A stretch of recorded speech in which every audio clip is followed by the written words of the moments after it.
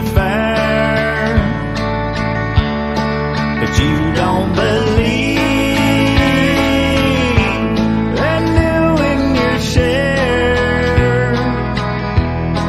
But I've learned my lesson, and now I can say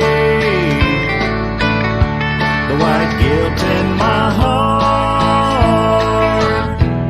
is dying away, is dying away. Your movies don't thrill me like they used to do. The words only chill me, I'm glad that we're through. My heart was yearning, but now I can say the white guilt in my heart is dying away, is dying away.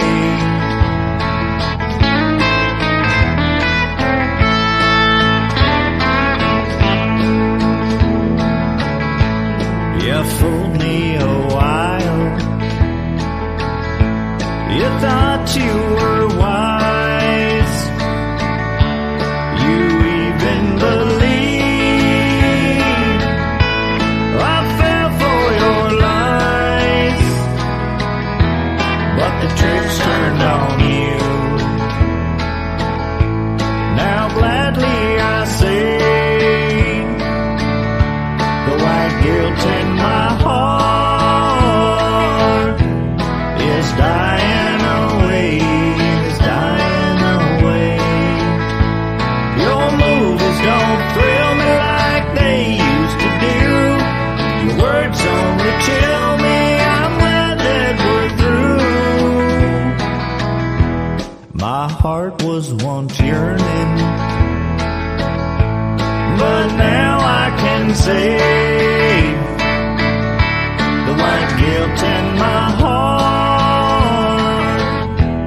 is dying away, is dying away, is dying away.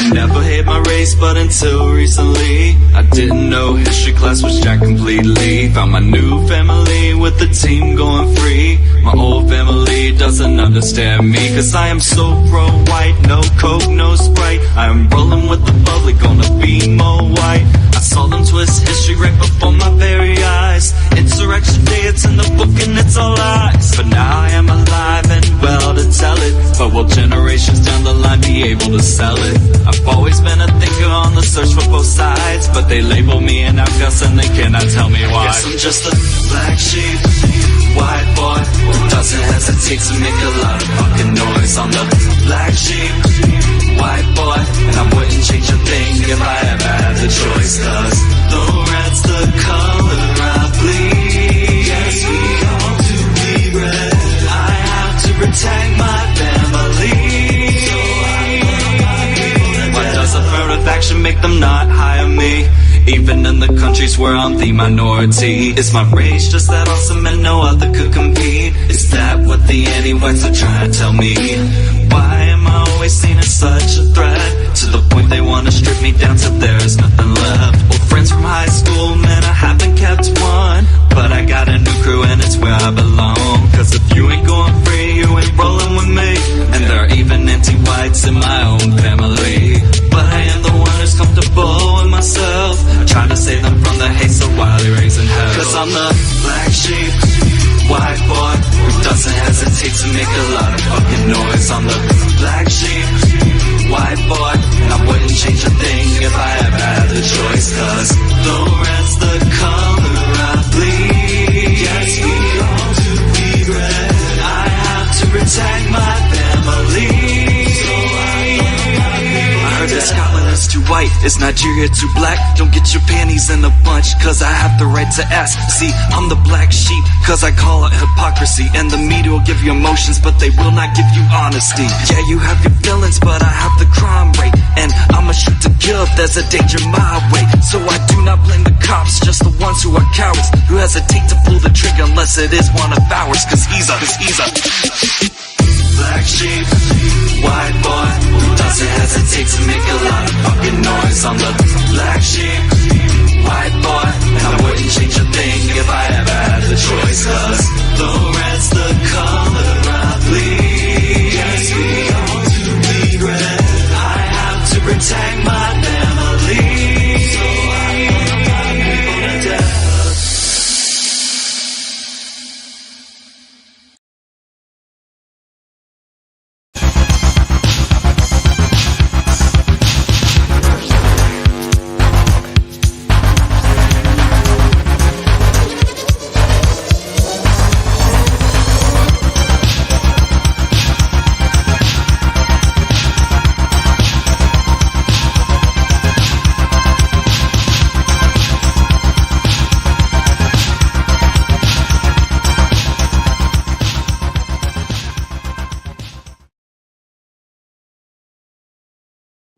And we are rolling in. Please let me know that you can hear me okay. A white Christmas to all of you, and Yule, white Christmas and Yule, Promethean white Christmas and Yule. Let me know if you can hear me.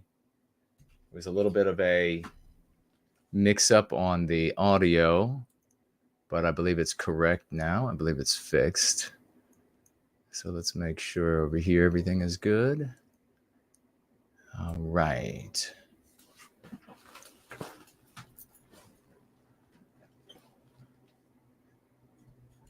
Very good.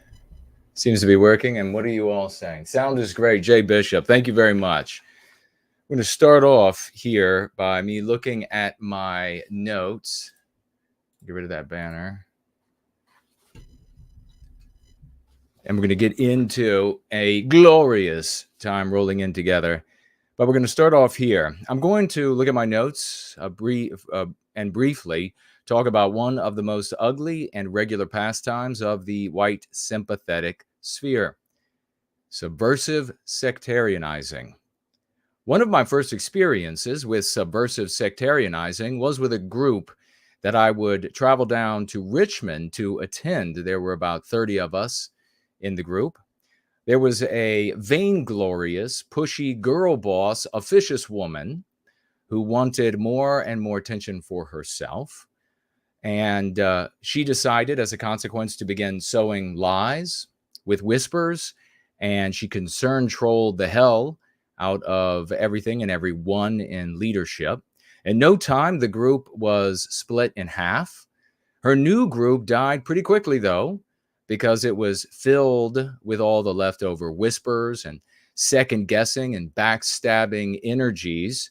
And, of course, she had no talents to run an organization, run a group, and so it fell right apart. Unfortunately, the group that was left half its size, the group I stayed in, also died shortly thereafter, shortly after hers died, because there were still some of the whispers and second guessing of leadership and what people were doing.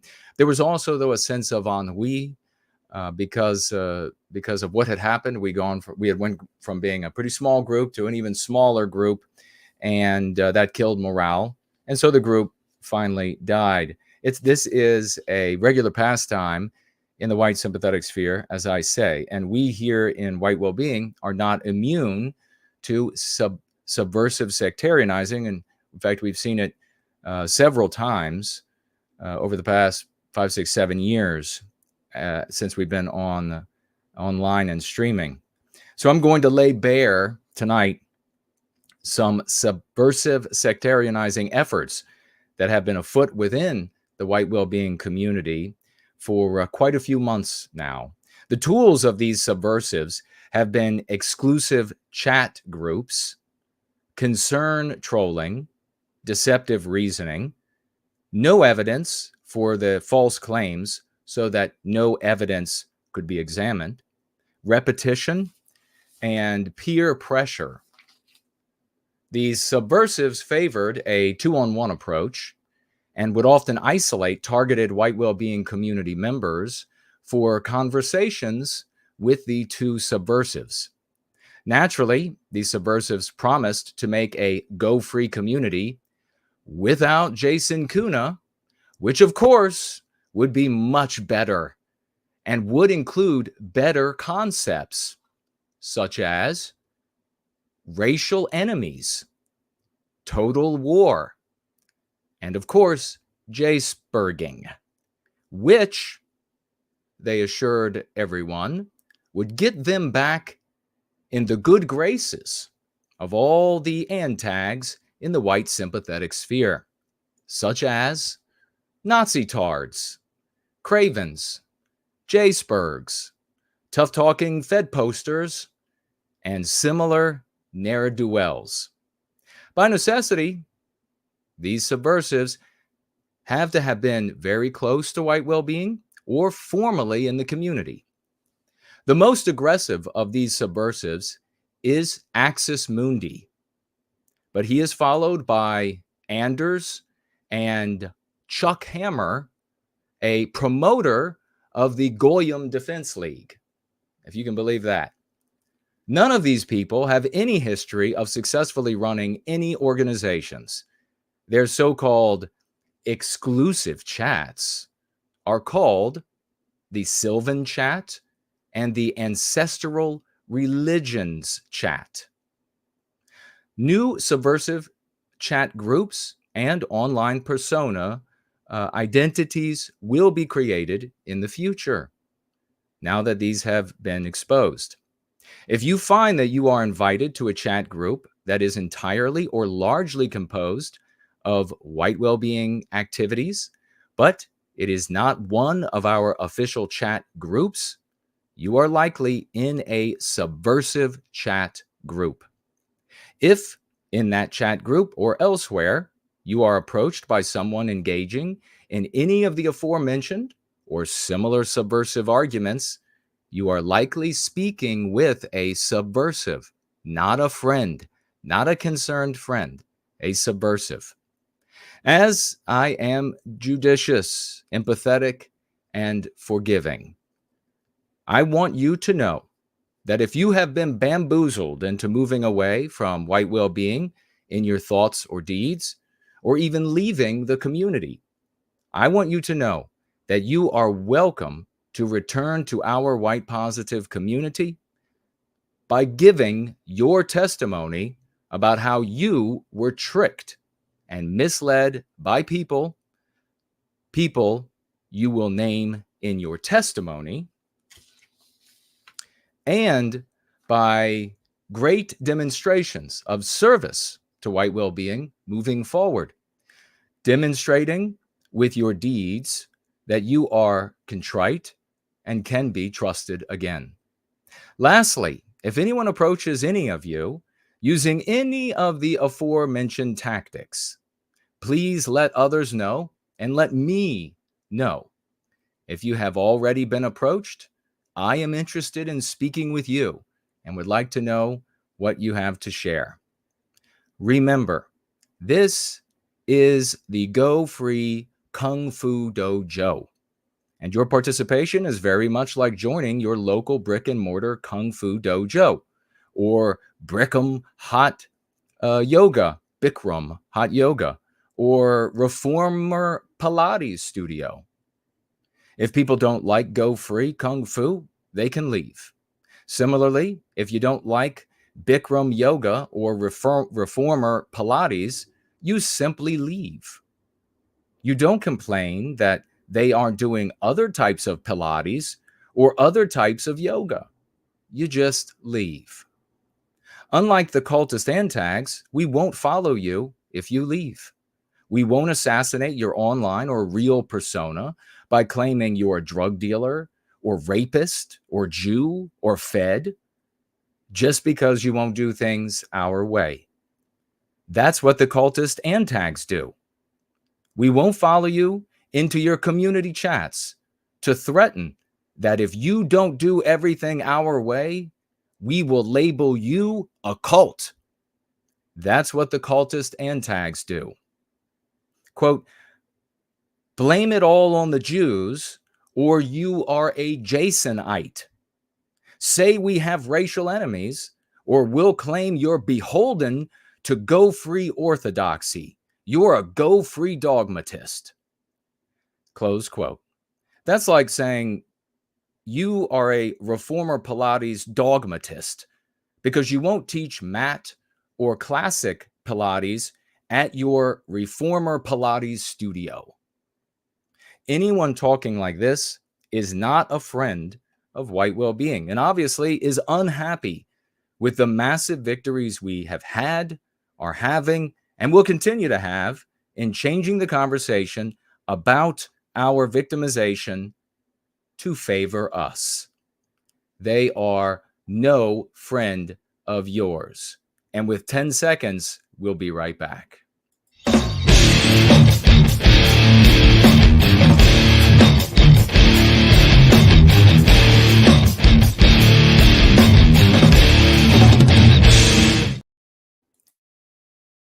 It was a Two Gym Tuesdays, and you know what? I know this apparently gets under some people's skin, but I am absolutely feeling sanguine. I am feeling like I have found the fountain of youth, and it is white well-being. It is a wonderful thing, and it is glorious to be rolling in with you all here on a Two Gym Tuesday. What was your Tuesday like? Do you go to two gyms on Tuesdays?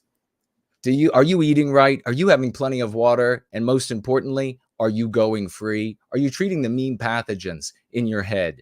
That's what you need to be doing, because if you're not, you're going to be suffering them. You're going to be trapped in the anti-white narrative. You're going to be caught thinking about a window. And have you moved the window in their story at all? Think about what that's like. Thinking, especially when you are just like some middle class or poor or homeless person, and you're thinking, by my talking about X, Y, or Z inside their story, I've moved their window. Silly. We here are adults, and so we tackle challenges that confront the well-being of our people, that are a cause of our victimization, head on as adults, with the power that we can wield, with the wealth, whatever that is that we wield, and we change our lives. We change the lives of those around them. So if you are interested in doing that, you have come to the right place, my friend. Time to no longer be an observer of the world, a commenter of things as you observe it from your shitty little house, driving in your shitty little car, whatever it is. I get the same problem. But for what I've been doing and bringing folks to do here in service to white well-being is to use tools, mere concepts, mere white magic that recraft the story that we are in, recast it in a way that we can advance our well-being against the storm of anti-whiteism and be the moral actors rather than standing on the outside. And if you can imagine this, thinking that you could shout something that everybody finds objectionable and ugly, like shouting at the outside of a Hollywood movie studio, that you're going to shout it and that's somehow going to change things. Preposterous. Over the course of this roll in this evening, I want you to ask questions. I want you to tag me as No White Guilt across these many platforms and these many worlds in which we operate. And I want you to ask me questions. Jason, what does this mean? Jason, I heard this. Somebody came to me and they were saying this about you. Is this true? What do you actually think about that? I want you to come to me and ask. And if you can't get a hold of me, there are wonderful people in the live chat, names you'll recognize.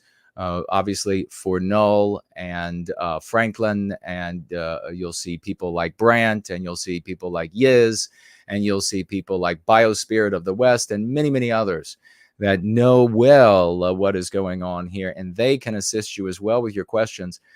Do not ask questions of me without tagging me, because I can't see them. I can't speak to them. The odds that I will see and read them are next to nil. Please do that. And of course, if anybody sees anybody doing that, please instruct them on the right way to do it. and or you can, especially if they are come into the chat to try to burn away at this community and try to lure people away with their concern trolling. And that's the main tool like a lot of subversives will use when they come into our chats, because the great big lies about me or about white well-being, they don't work on the people that are still here, because they weren't driven off by that nonsense.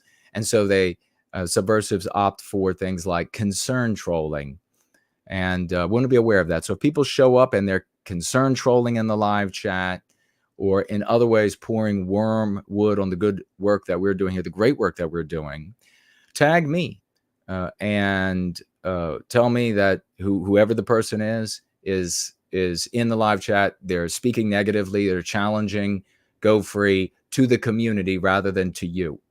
Any disagreement with Go Free on my streams, on my threads, comes to me.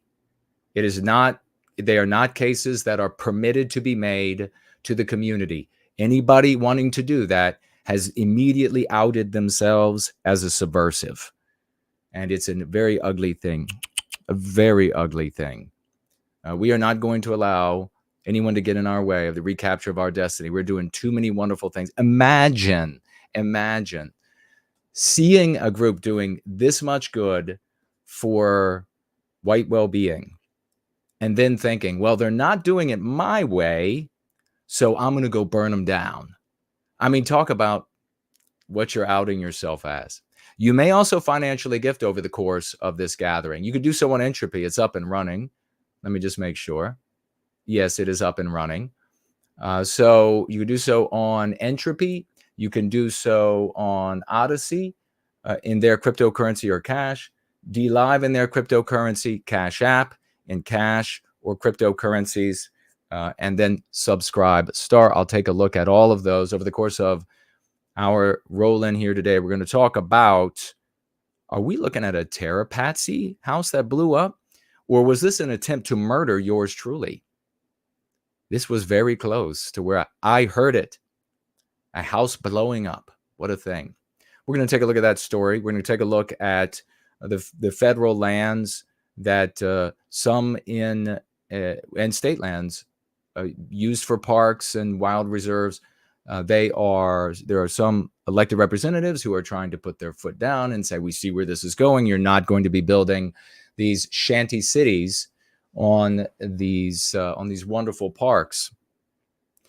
Because you can see, well, I mean, we'll mention them when we get into it, but hey, who actually are the people who are going there and enjoying them anyhow? So who cares what happens to the natural parks, right? And we have anti-white crime reaching the anti-white movers and shakers in the Carmichael Latt case. Carmichael, I kind of liked how I did that. I don't know if anybody noticed. And of course, we have Ibram, Kendi,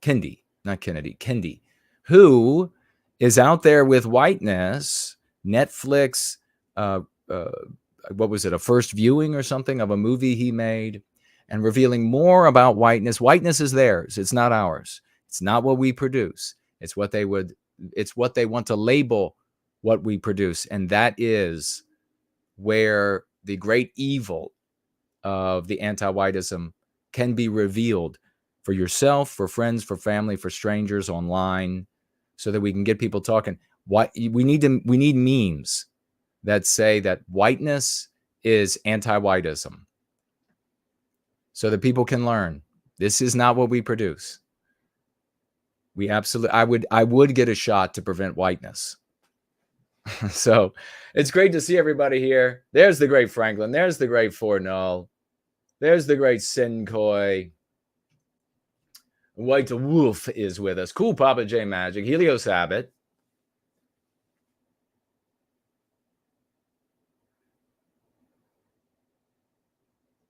Janice is here. Great to see you. A nice family-friendly cover photo for your YT would be that of a... What is that? Christ. You mean one of the Christian markets on a snowy night? It's all blurry. I've used my glasses too much today. And when you use your glasses, it just makes everything worse. But yes, still right to me. I will figure it out. I might even put the glasses on to figure it out. Thank you so much. What's going on over here?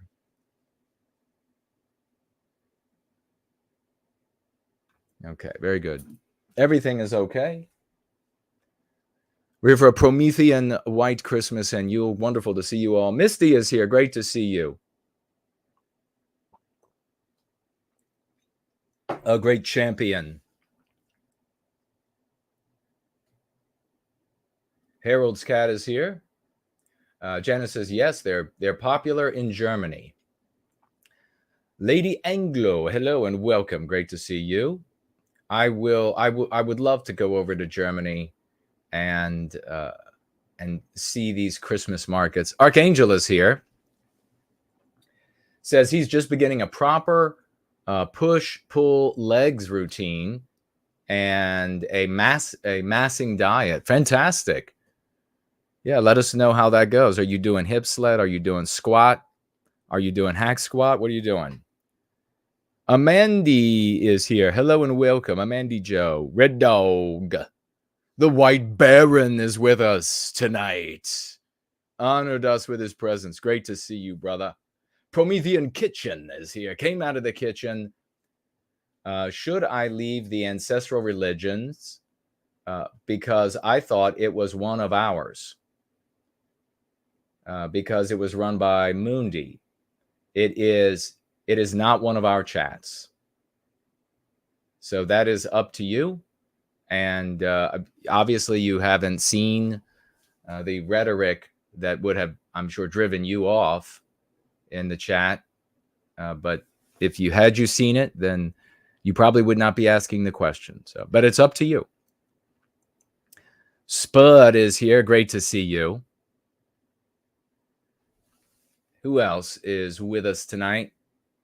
We're going to go ahead and roll into our first item of the night. There's Biospirit of the West is with us. Says, thank you for calling this out. No white guilt needs to be said. I think I saw Myra too jump by on the screen there as YouTube is doing its thing. Thank you so much for that. The great Biospirit of the West. Roska, hello and welcome. Daniel is here. Great to see you.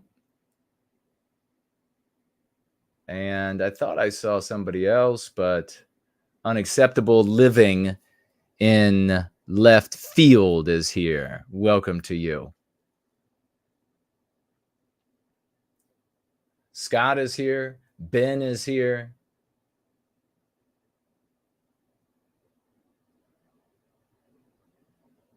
Fantastic. All right. Let us Hyperborean Dream is with us. Remember, tag me as No White Guilt. No White Guilt. If you would like me to see what you're saying or financially gift, all financial gifts will be read. Let me go ahead and find our... What did you do today on your Tuesday? Was it an exciting Tuesday?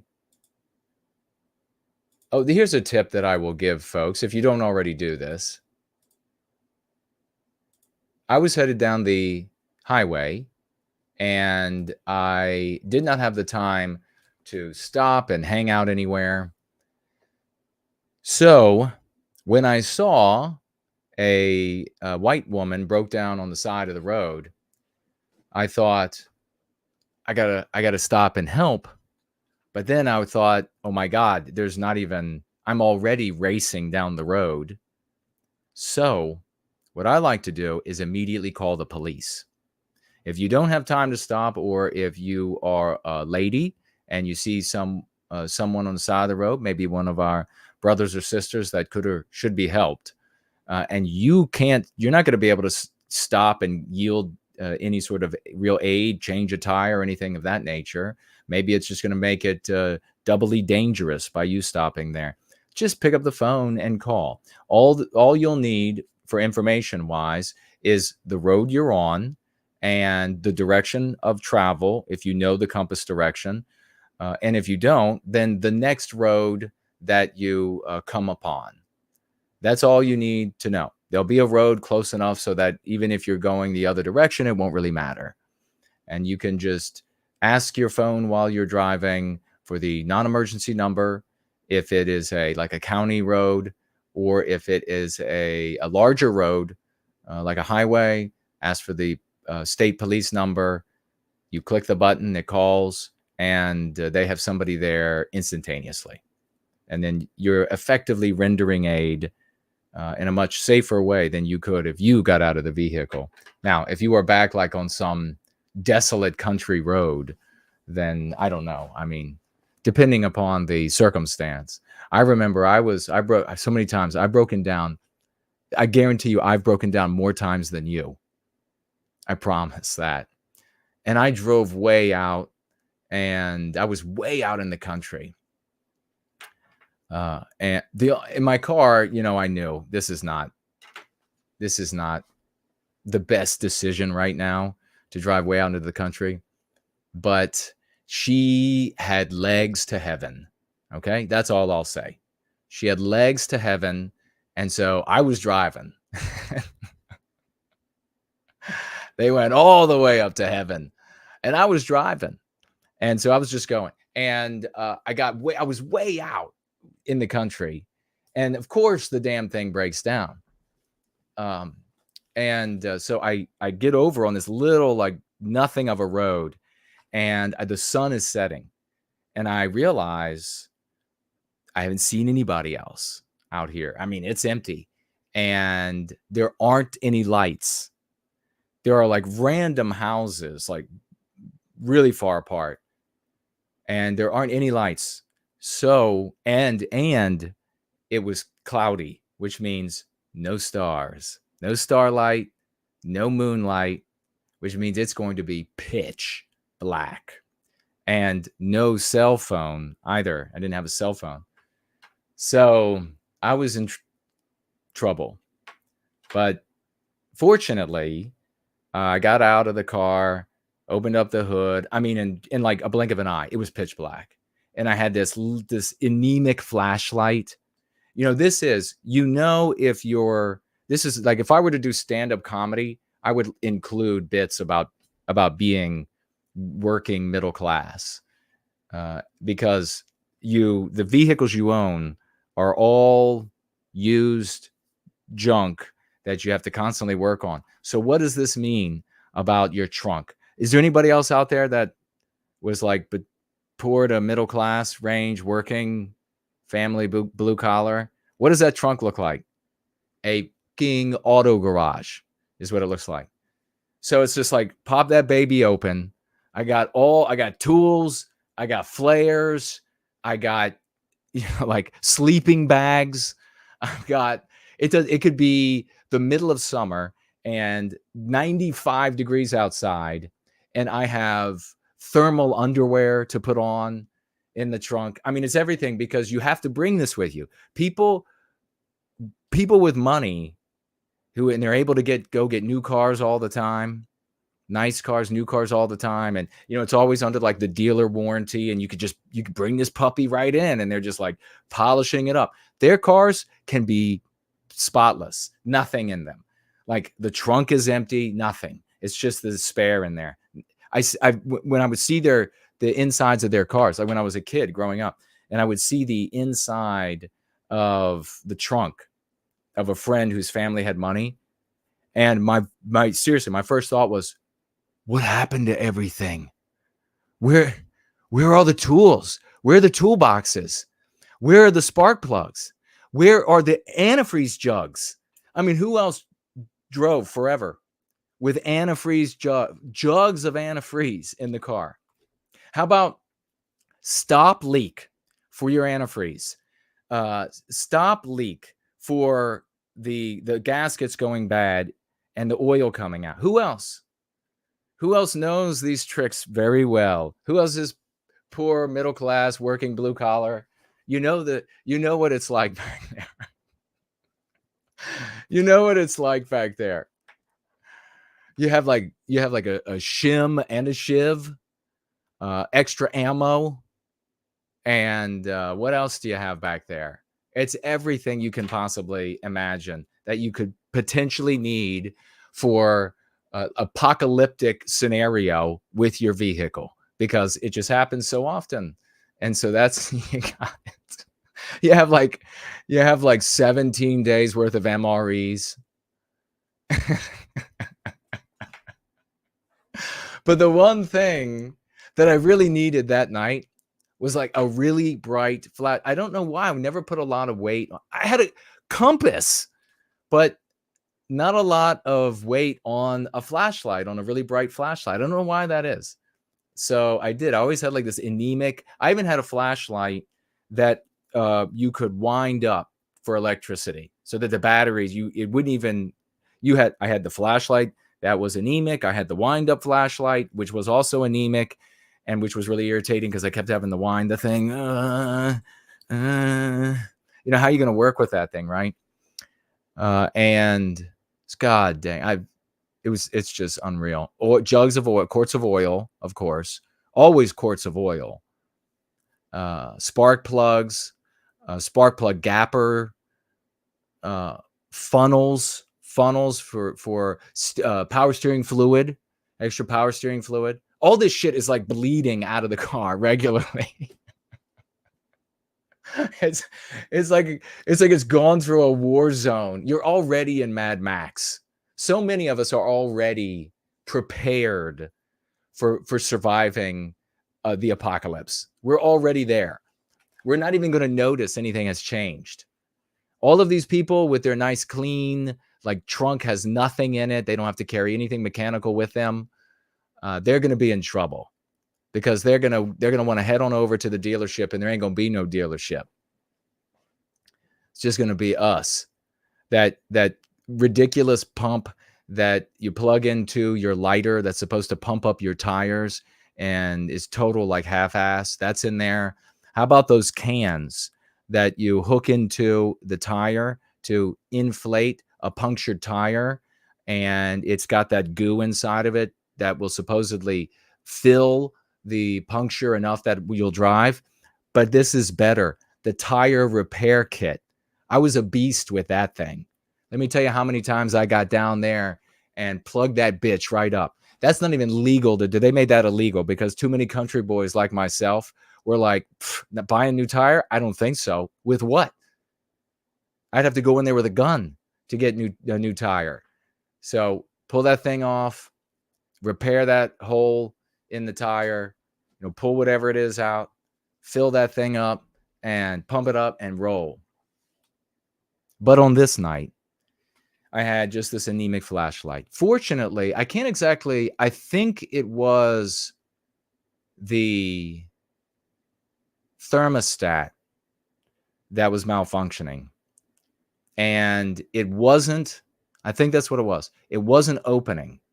So the car would run hot and would threaten to destroy it, the engine. And I would have to get in there. I had like this total trick that I would do. I would get it open, I would let it cool, and then I would play with it, and I would put it back together, and then put the actual thermostat back onto the car, fire the thing up, and I could drive for a good little while. Sometimes it wouldn't malfunction again for days and days. So I was under the hood, it's pitch black, I had this little light, and I kept thinking, it was so quiet. And I kept thinking to myself, because of the movies, this is the subconscious. We talk about this, that I'm going to get murdered. I'm going to get murdered, and they're going to cut me up into like a bunch of little pieces for the shit of it. And no one will find me, and it'll be like 2050, and they'll find the pieces, and they'll say, well, that's what happened to that car on the side of the road, whatever. Right after I thought that, I'm trying to work on this thing, and this big pickup truck rolls up slow. And the gravel under the tires slow, just that sound, that as it's like rolling up. And I'm just like, and the headlights just come by real slow. I hear the window come down, and then I can't see what's in that cab. And the guy was just like some good old boy. And he said, "You need any help?" And I didn't. I knew how to fix what I was doing. And him being there with me wouldn't have enabled it to go any quicker. So I thanked him. I said, "No, I'll have it fixed soon." And then he just said, "All right," and rolled away nice and slow. But I got that thing running again and, got to her house, and it was totally worth thinking that I was going to die on the side of the road. All right. Hey, we're all men here. I mean, come on. The men here are men of the West, and the women are women of the West, and we're not pussyfooting around.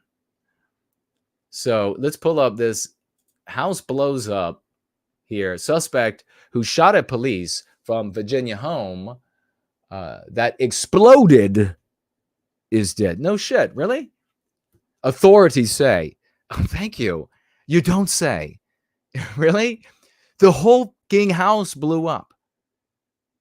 It sent up a gigantic yellow fireball. He probably died from that. And they had to like fill us in. How many people were waiting for that news? So that happened in Arlington, roughly like Ballston here, outside of Washington, D.C., Mordor on the Potomac. Let's have a look at the actual video. And you all can give your opinion of what was blowing up there. Because I'm inclined to think they're going to be saying gas. And I don't know about that. But who knows? We'll see. Nope, that's not it. Is that it? Yes. Bada bing. Okay. Have a look, because just think of how close this explosion was to my Babalini. It was so close to my Babalini. If you all remember that bit I did a couple of weeks back.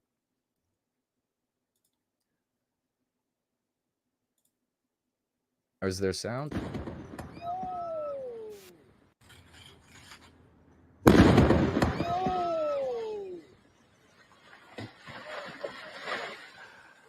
Can we increase this? Oh boy, getting fun. How's that sound for y'all? Oh, there. Listen. Total proverbial, like cussing it's getting beeped out, car alarms going off, and naturally the dog has to respond. Like, hey dog, anything making a noise that big, anything that's living making a noise that big, you don't want it to know where you are. Shut up. That's what you have to have, a dog that's smart enough to know. If there's any living creature that makes a sound, a roar that loud, shut up. We don't want it to know where we are. The last thing we want is for it to hear you and find us. Because I'll be breaking your legs and I'll be the one getting away. Listen to this again. So here you're looking. This is somebody videotaping. The police had gone to this guy's house, and Arlington, much of it is Hispanic, much of it is Asian, and this is Asian, and this guy is actually Asian part, and the police have shown up, and he had been, I understand, shooting. We'll take a look at the story, but shooting these flare gun around town, because why not? And they showed up, and they're there to arrest him for this, and he like barricades himself, and he's shooting the flare. I don't know if he shot any at them. We'll see. But while he's in the house, this happens.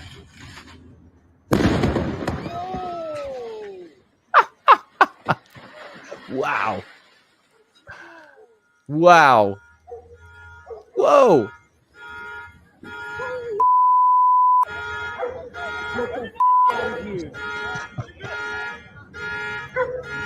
Oh, they're going to play it again. Okay, whole house gone. And let's take a look at and so the question is, Was this, I mean, a question I'm just asking, not saying that this is the question, but a question I'm asking is, was this some sort of patsy meant to be terrorist that went wrong? That's a question that, can be asked. Not saying that's what it is.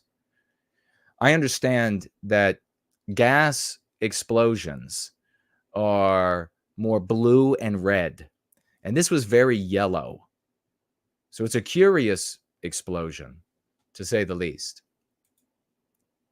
Suspect who shot at police from Virginia home that exploded is dead, authorities say. You don't say. Arlington, Virginia. A man who shot at police officers trying to enter his Virginia home. Well, now wait, did he shoot? At that point, he might have been shooting a real gun. Before the house exploded, is believed to be dead. No, he's another option is that he's living comfortably on the moon, and he said the trip was warm but speedy, and he now enjoys his new place on the moon and the extra strength he gets from lower gravity. As details emerge from numerous grievances he expressed against neighbors and others on social media and in lawsuits, James Yu, 56, was identified by Arlington County Police Chief Andy Penn as the owner of the duplex and the person. So it's a duplex.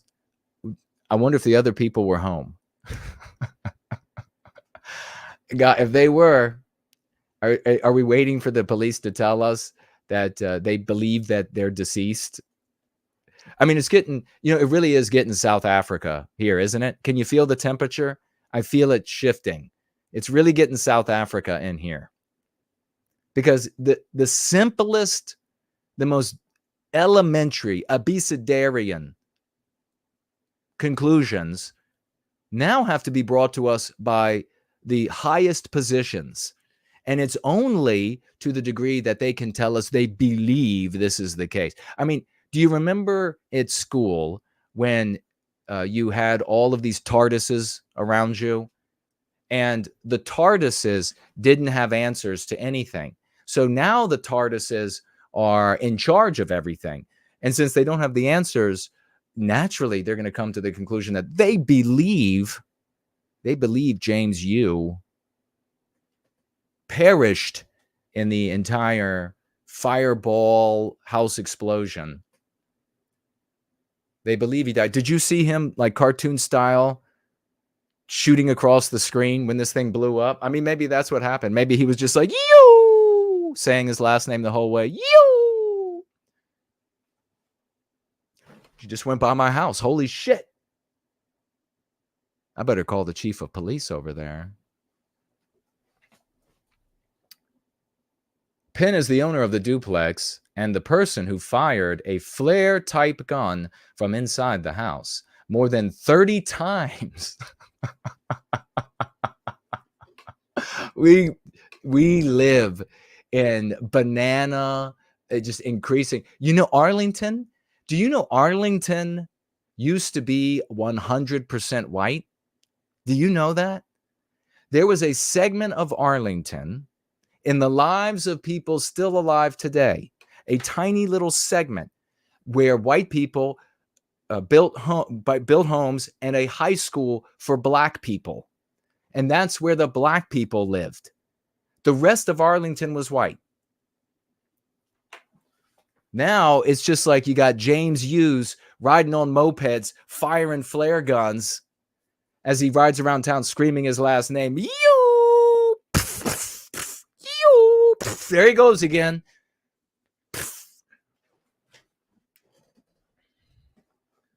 I mean, gives a whole nother meaning to the Chinese New Year. Flare-type gun from inside more than 30 times Monday in Bluemont neighborhood in Arlington. I need to drive over there and get myself like reporter style with the phone streaming and maybe do an interview with some of the residents. They won't know who I am. They probably won't care, but they would know. Maybe that's what. Maybe this is one of the people that make the fireworks for their cool displays. Maybe that's what went up, was yellow. Investigators have not identified human remains from 7 blocks away. All factors point to that it's you. Wait, I thought it was this. Well, I'm here. I'm standing here. No, I'm saying it's you. No, look, it's not me. You definitely got here on affirmative action. I am before you. You're not looking at my remains. I'm trying to tell you it's you. Police were trying to enter the home with a search warrant when the suspect fired multiple gunshots. Penn said it wasn't clear where the shots were coming from or what the suspect was firing at.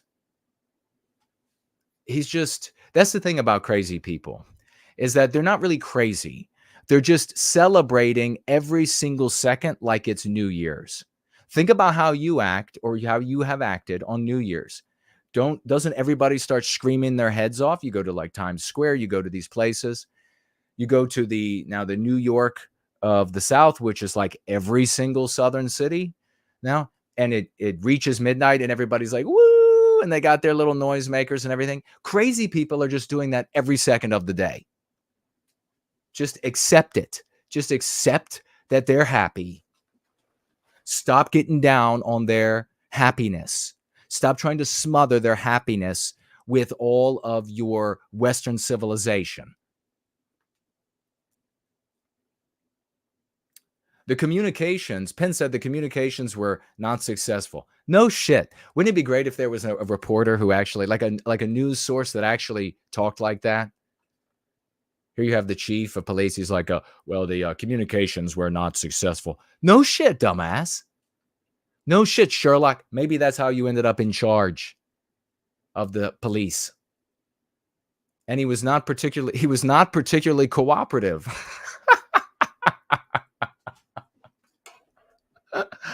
Whoa. I'm telling you, the temperature just got South Africa. Everywhere you go now, you look at the thermometer, it says South Africa. Everything's smart here. Why do we need math? The white man made that up. We don't need any of that shit. That's just a way to oppress us. Hurts my head. At around 7 p.m., authorities began to, maybe I should read, if I read it in more of like an authoritative, it will be more believable. At around 7 p.m., authorities began to evacuate residents in nearby homes. Well, wait a second, though. Why? What did you know about you? What did you know about you that made you think we have to evacuate people for blocks from this guy? These are brick homes, by the way, folks. These are beautiful brick. That wasn't like a particle board blowing up. If you're in construction or maybe you're rich and you've had houses built, that's not like particle board. That's not like kick it like the 7-year-old kicks it and it breaks. That's brick that it threw everywhere. So what did they know? So they started evacuating people who lived in the other part. In the other part of the dupe. So they lived. They got them out in time. The fire department also turned off the gas. Okay, now we have questions. What blew up the house? Now we have legitimate patsy terrorist. Like, didn't we just have the FBI coming out like daily, coming out and saying this is the greatest possibility of terrorism at this very moment that we've had since September 11 or whatever they're saying now? Don't we have that going on? Isn't it kind of curious that we have these statements and then all of a sudden this mentally unwell person, and I read elsewhere that he's got this long history that of once again known of being batshit crazy.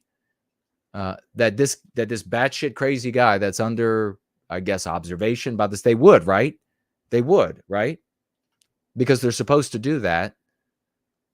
Where did he get his, kind of like, where did that young man who played video games all night long, slept all day, where did he get his black market AR-15 and his black market handgun and his black market explosives?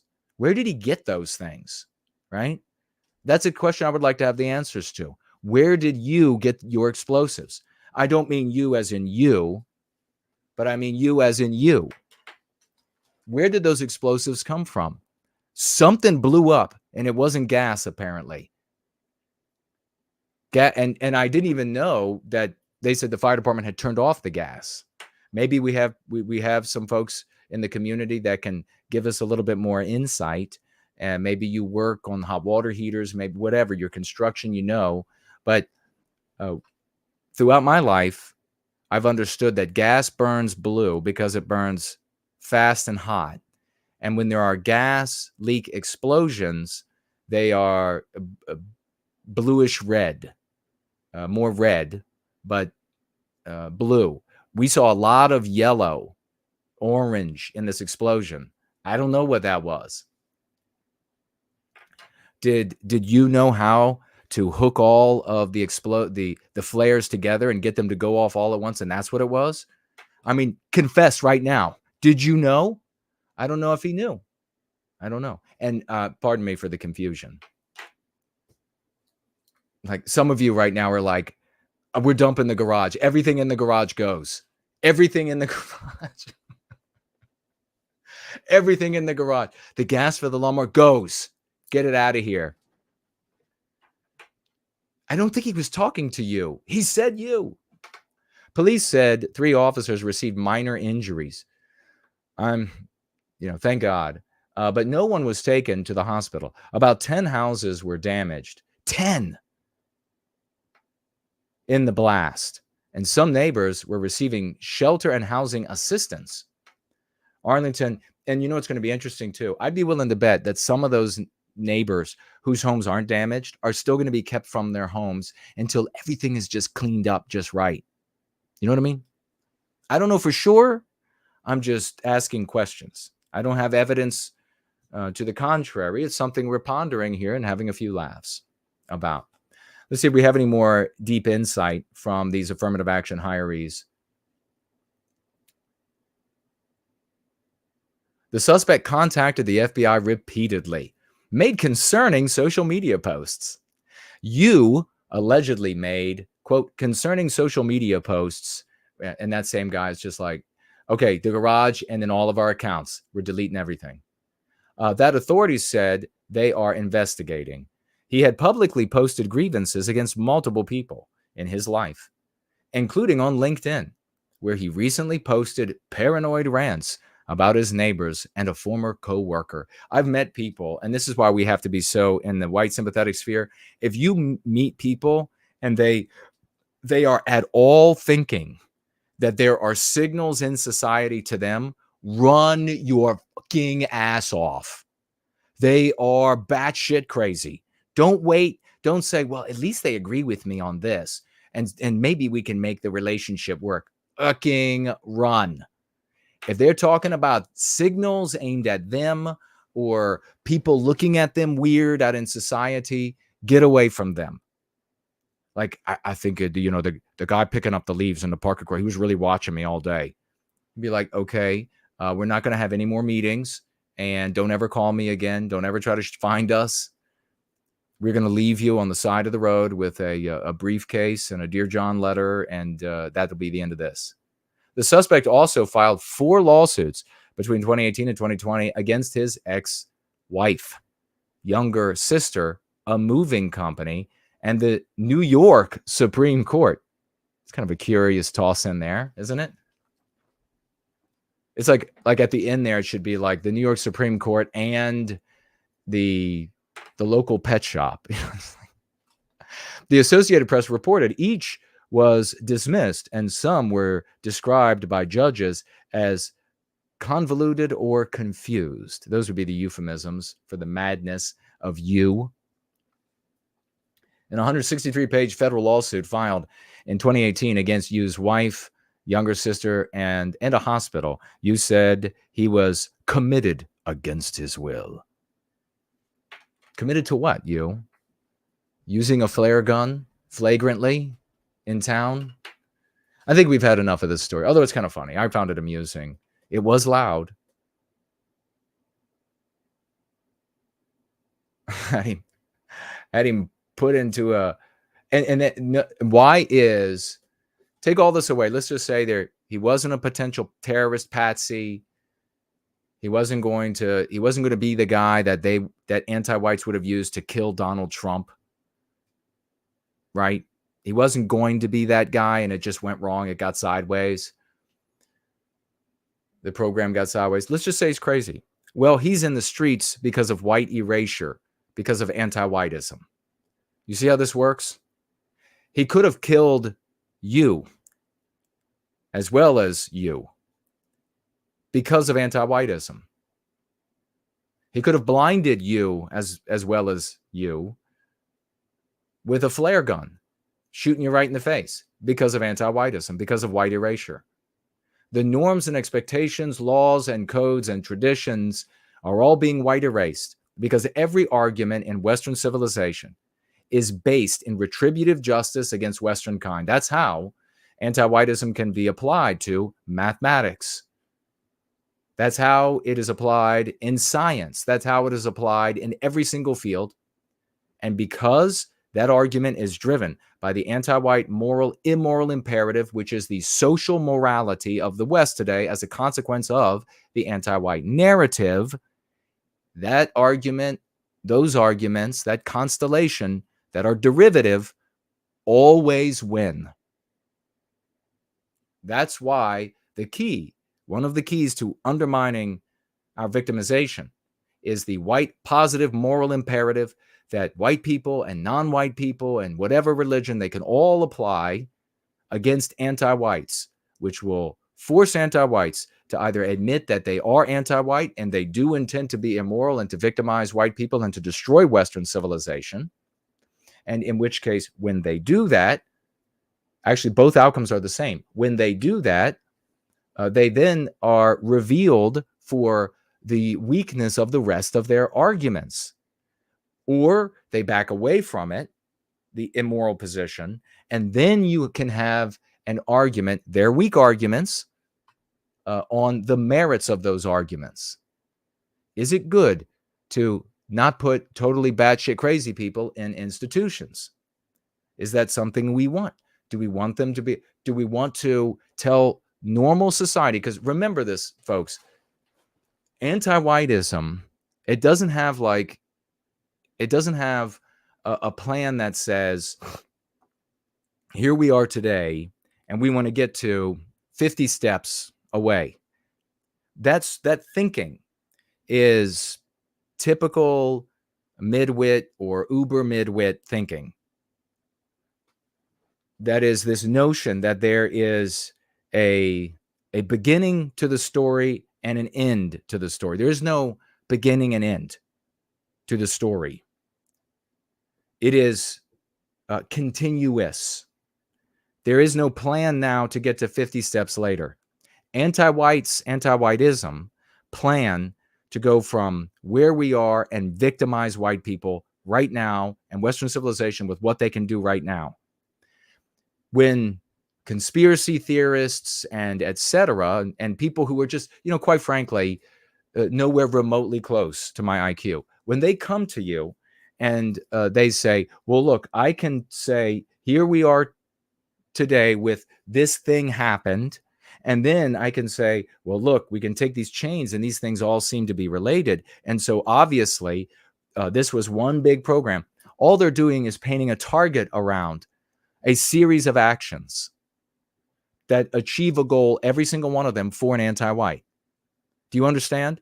Do you then understand how, if you do this to people, you put this frame, this beginning and end, if you put that framework up for them, you are denying yourself and denying them an understanding of the proper mechanism, the thing that's actually taking place, and therefore there isn't a snowball's chance in hell that you can come to a conclusion to push back, to undermine. When you do this, you can see what naturally ends up happening. The thinking then is, well, who are the people that planned this so many steps before? What was the groups? Where did that initiate so many steps back? And the conspiracy theorists will take you back to the earliest link and say, this is where the first step was made. And then therefore, these are the people that wanted this 50 steps, 100 steps later. These are the one. That was the grand plan. They were just stringing you along the whole time. So then what's the thinking? If that party, if those individuals, if that business group, if that whatever, if they are responsible for it, then what? Well, the answer is not objecting to anti-whiteism. It is not undermining anti-whiteism. The answer is dealing with these societal criminals. And then you have people bring other larger explanations, and you can see how irritatingly, confusingly nonsensical it becomes. I mean, it's the kind of thing that you would really like. He would fit right in with it. So what anti-whites are doing at all points is victimizing the white people, and our expressions, as we will see with Kendi, and shortly when we review this video of him talking about whiteness. It's all about victimizing white people now, white expression now. And the expression, what makes Western civilization, is what makes good non-white people love Western civilization and push back against the destruction, the erosion of it. Now, if you go to these good non-white people and you have the argument that it's not, all of this is not anti-white. This is this political group here, or this political party there, or this action committee over here, or this business cartel over there. Whatever usefulness those people would have had to putting an end to the victimization of white people and the destruction of Western civilization is completely neutered. It's completely undermined, because their attention now is not on what's actually happening. Their attention is not on something that they can take steps to arresting, which would improve the environment for white people and therefore for themselves.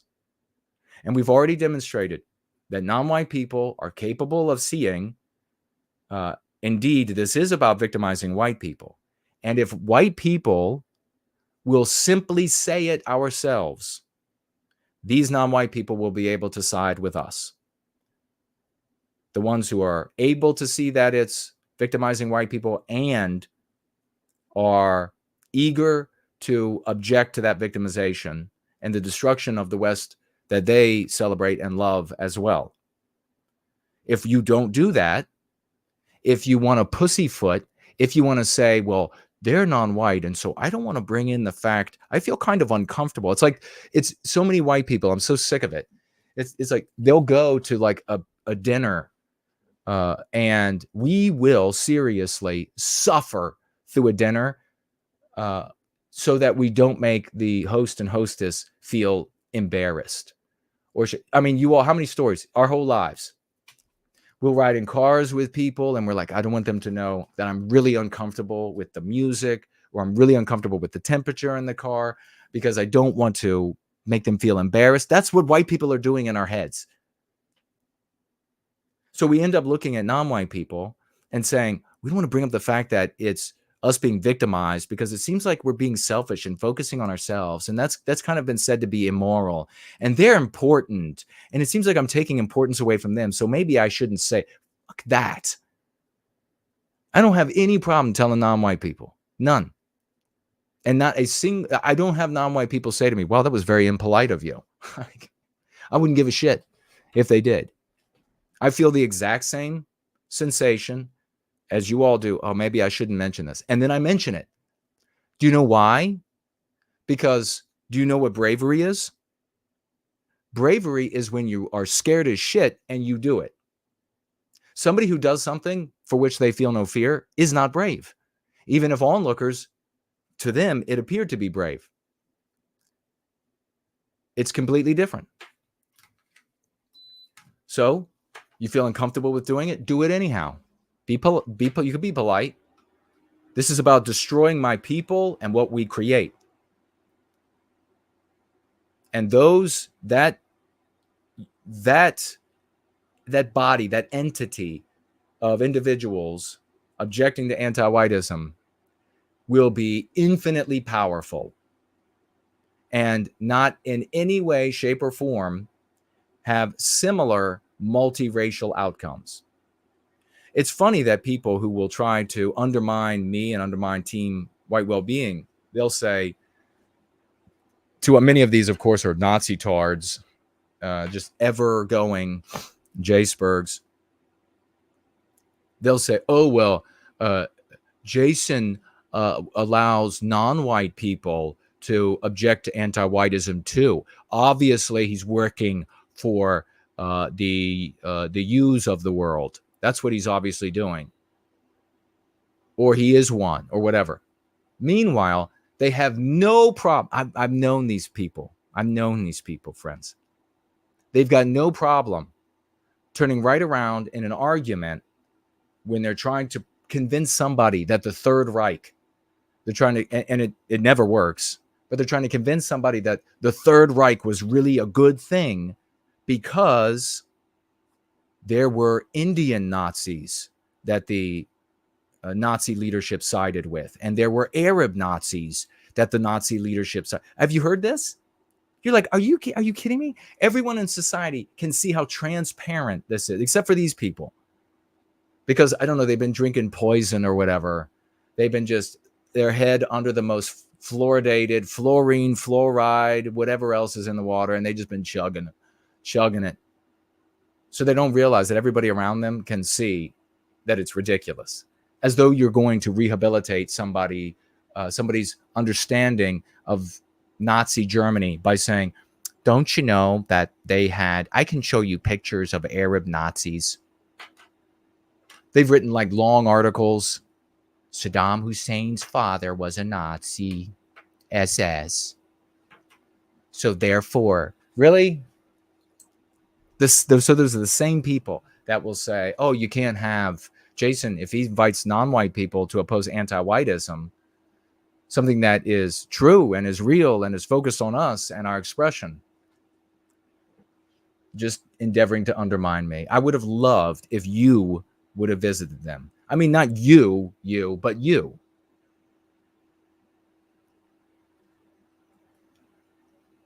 So let's get on to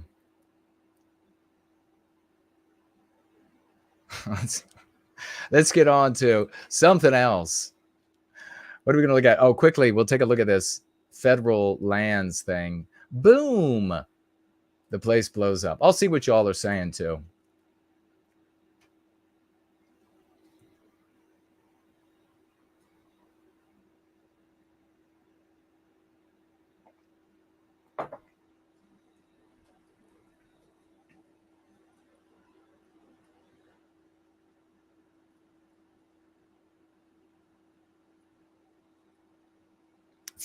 Fat singer?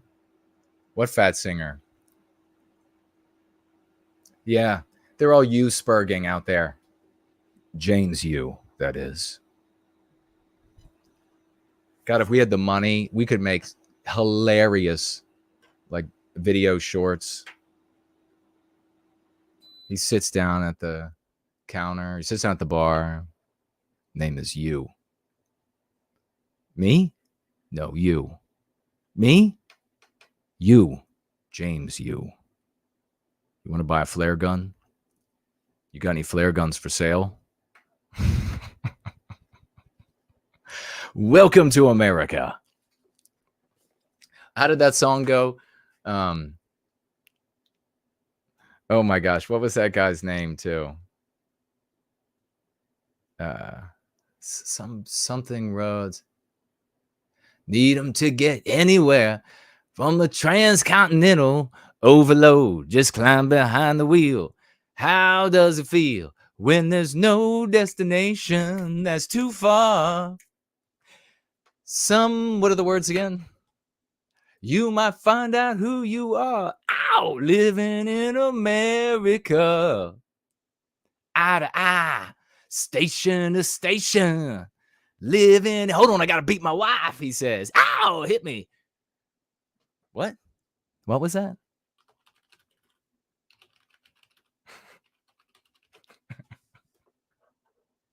James Brown. Yeah, hit me. I remember I was a child, and my parents had, and my mother, I guess, had turned on something on TV, and it was some kind of, just way back in the day, some kind of like late night, maybe a late, well, it wasn't quite late night. It was still, maybe it was previously recorded. And, or actually, you know what? Maybe they were showing a video of something that had happened, and it was James Brown.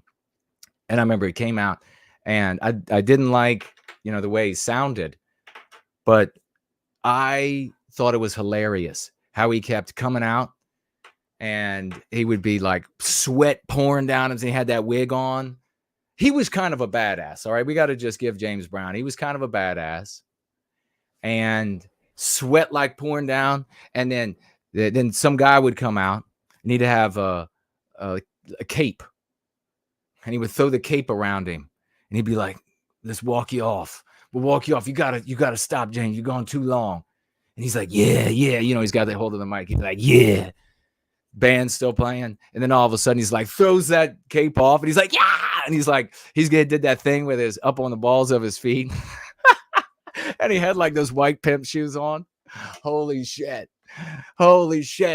Somebody bring James Brown back.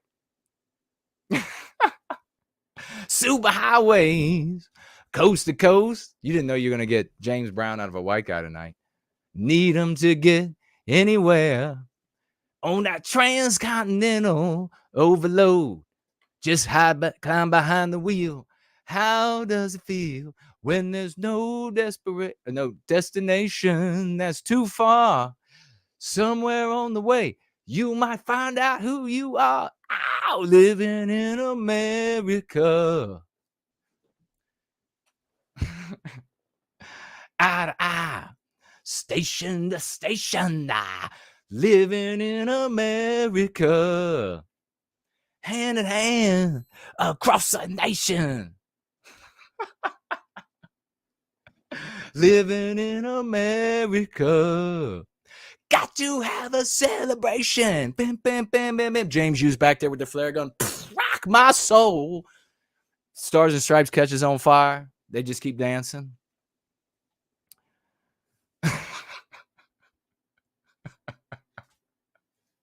I feel good. Somebody put him back on. How many times did he get arrested and go to jail for beating his wife? They're all going to be like all these people now, all the same ones that got all bent out of shape at my gorgeous Christmas banner. The same ones are going to be like, he was talking about a man beating his wife. Can you believe it? What kind of a POS is that? What kind of a I found another reason to complain about that. James Brown, he said he was singing his music. He said, can you believe he would beat his wife? And then he laughed. Oh my gosh.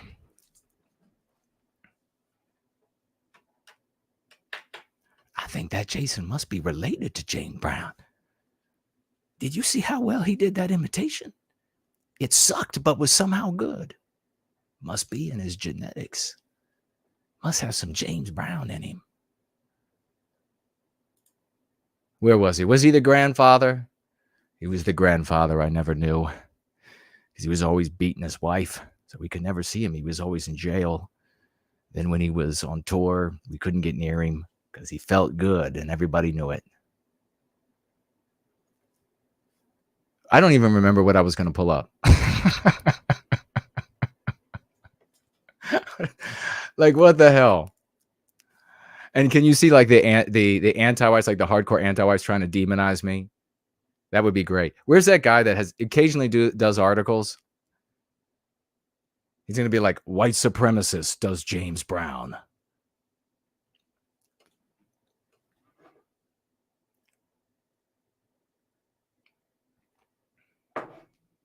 Neo-Nazi.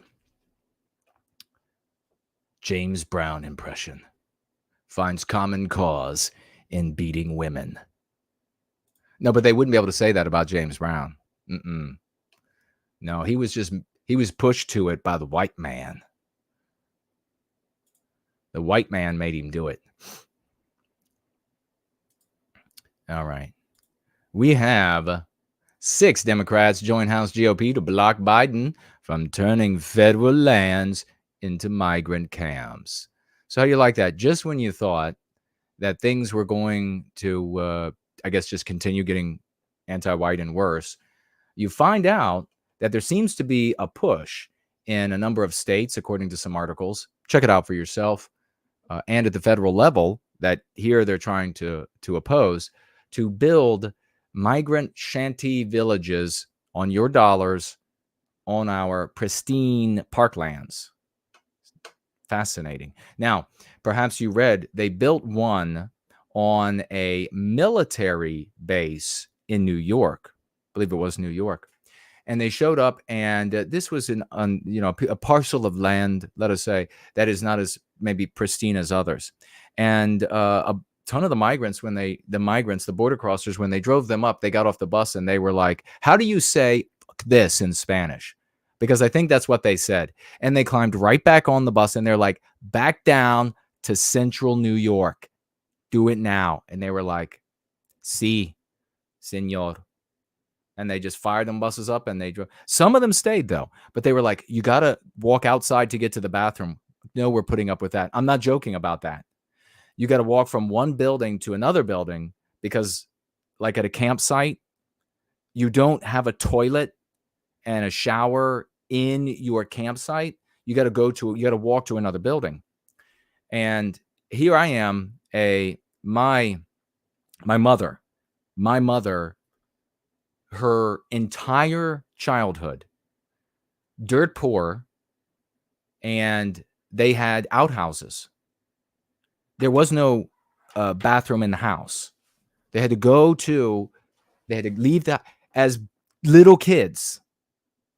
White people going back, all of us, you didn't shit where you lived. You had to go out of it to go find the place where you were going to go to the bathroom.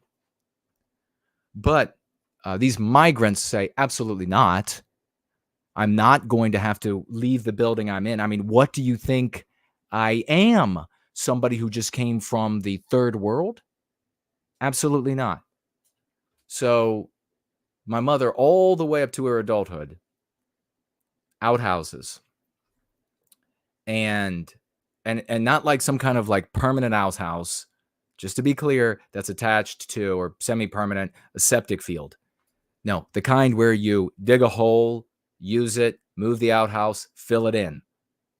Okay? Little kids going out to use the outhouse middle of winter. Doesn't matter how cold. We get snow here. Do you know this? In Virginia, it snows like a mother. I mean, it's not like, like above that snow band that runs through Pittsburgh, for example. It's not that. It's not like lake effect snow, which I thought was not even real. When I got lake effect snow, there were flakes this big. I said, no, that's not. There was a guy from Southern California there, and he was like, all this wonder on his face. I've never seen snow. And I said, bro, this ain't snow. You can come down to DC. We got snowflakes, all right? They can be like this big. Beautiful little things. These things, I don't know what this is.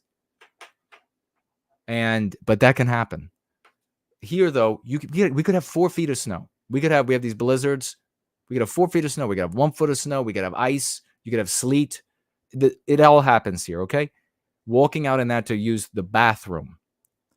And then, of course, the rest of the year as well, using the bathroom when it's 98 degrees and with the humidity it's 107. Don't you just like to climb in the outhouse there? But these migrants didn't have an outhouse to go to. No, they had like a proper functioning bathroom with showers and flushing toilets and climate control. There are people who go camping where there is no climate control, but they still have access to bathrooms. away from their tents.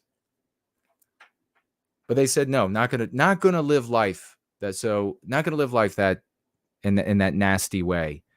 How good was it in Honduras or wherever you came from that you absolutely turn your nose up?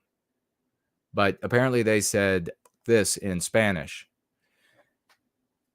And so anti-whites at all levels are wondering, how do we bring in more non-white people who remember, if this argument had always been about our biospirit, what we create, that the country is our creation, it's continually created. And you'll find out from Kendi shortly here that essence is what needs to go. How do you get rid of an animal's essence? The biospirit, the instinct. How do you get rid of that? You want to keep having these debates using the tools provided by conservatives or your Uncle Pete, all this ignorant shit handed down from ignorance that just loses when you're up against people that are getting closer and closer to being able to instantiate, concretize the notion that your essence has to be eradicated for peace, for humanity's peace. If we had been approaching the immigration issue all along as an issue of our health, that we derive harmony by having our internal expression reflected back at us from society, that you then are harming our health by changing that, there would never have to be a conversation. Are these good people? Are these bad people? Can they be good now? Can they turn bad? Can they be bad? You would never have to have these conversations. Are they going to help us economically? That wouldn't even be a consideration. Spiritually, psychological, spiritual abuse for an economic gain, there would never be a conversation. But no, because that hasn't been in place. So they want to keep bringing them in. They know the harm that it does. On Thursday, the House passed Rep. Nicole Maliotakis legislation known as the Protecting Our Communities from Failure to Secure the Border Act, to block the federal government from using federal lands to house illegal aliens. In a 224 to 203 vote. Look at how close, 224 to 203 vote. So that means this will be coming back, and in various ways. This is not over by any means. And in fact, they'll still be pushing this.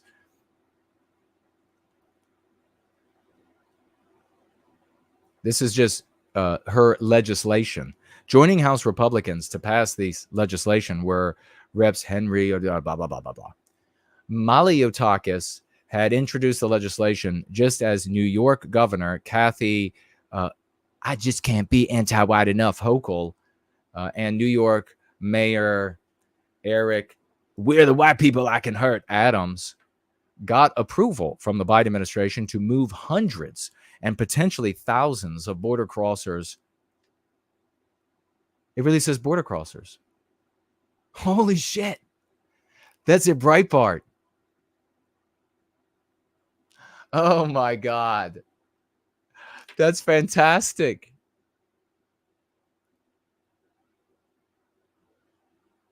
That's really fantastic. Of border crossers and illegal aliens, they're all illegal. I mean, what? Onto Floyd Bennett Field, turning our federal parks into encampments for unvetted migrants from all over the world is unfair to surrounding communities and the taxpayers, who are $600 billion, is what these news sources are saying. Check it out for yourself. On the migrants alone a year. That's not including, and that's after taxation when it comes to the states, the money that they get back from the taxes that they can draw from the migrants, the border crossers. $600 billion a year. The defense of the country, roughly $700 billion a year.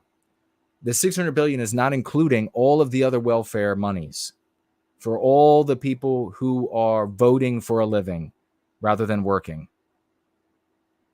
What would this country, you have to think about this always in the terms of how it impacts your life, how it negatively affects, how it impinges is the proper, how it impinges on your life. 600 billion, all new roads,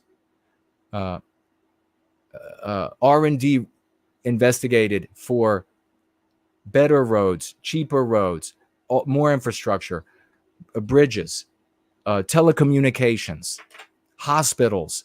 $600 billion. The country could be revamped on a yearly basis with the kind of money which would massively influence or improve your life, the lives of those you love. On and on and on. You know, by the way, I got to mention, and it's late, so I don't want to be yelling. A big portion of this 600 billion a year is medically treating the border crossers. I have had bloodletting arguments, blood sport arguments with white anti-whites from Europe, online and in person, who, because of anti-whiteism, they're told that non-white people in America don't get any health care. It fucking pisses me off like you wouldn't believe. Hospitals succumbing to the inability to continue financing the operation of the hospital because so many of the patients do not bring their own insurance, and so therefore the taxpayers pay, and the government always pays the least amount, which when people are trying to make money in business, it gets down to zero profit or nearly, they're like, well, guess we'll just shut that hospital down. We all have to wait. We all go to the emergency rooms. Everyone knows this. You go to the emergency rooms, it's full of people who we're paying for. So another way to think about this is go ahead and say 2024 is about to start. You're going to work the first 4 months, and I want you to take every single one of your paychecks. Don't get direct deposit, get a paper check, and I want you to find the nearest individual voting for a living or the nearest migrant and just sign it over. First 4 months. That's what I want you to do. Then you'll see how it's affecting you. It is so infuriating. But you can't, you only bring up any of the economics about it to talk about the physical harm it does and the spiritual, the psychological harm that it does to us, and to introduce the concepts of go free. Why? Because if you bring up the economics of it, and that's it, the anti-whites will be able to beat you in argumentation. How? You've read a lot of books. You've autodidactically just sat down and you've been reading. Well, they've been watching Friends and who knows? I don't know all the names of the shows. I don't watch any of them. Okay. They've been watching, and in all of these normal settings, fictional settings, they've been given, in the way that a human being really learns well, with this sensation that they're present, they've been given the arguments to say in response. Well, if we legalize them, you'll get all that back and more. It'll be a cornucopia for you. So you can't make these economic arguments. And I know others out there will tell you, especially a lot of the conservatives will.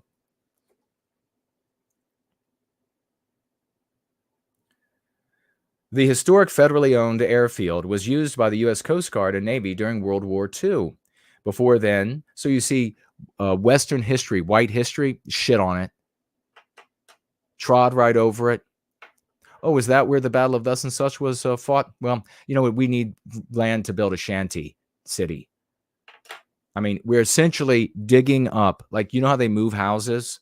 We're essentially digging up a gigantic shanty shithole in Brazil. What do they call those?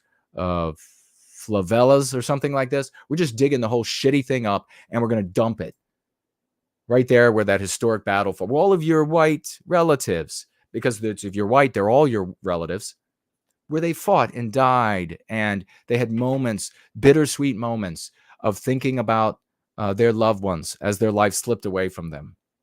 We're just going to build this shanty shit town on top of it because these people need some place to squat and shit.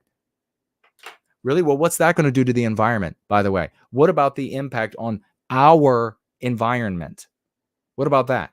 Because I need, as a Westman, I need unsullied nature to feel spiritually whole. That's part of my spiritual religion, motherfucker. That's part of that religion.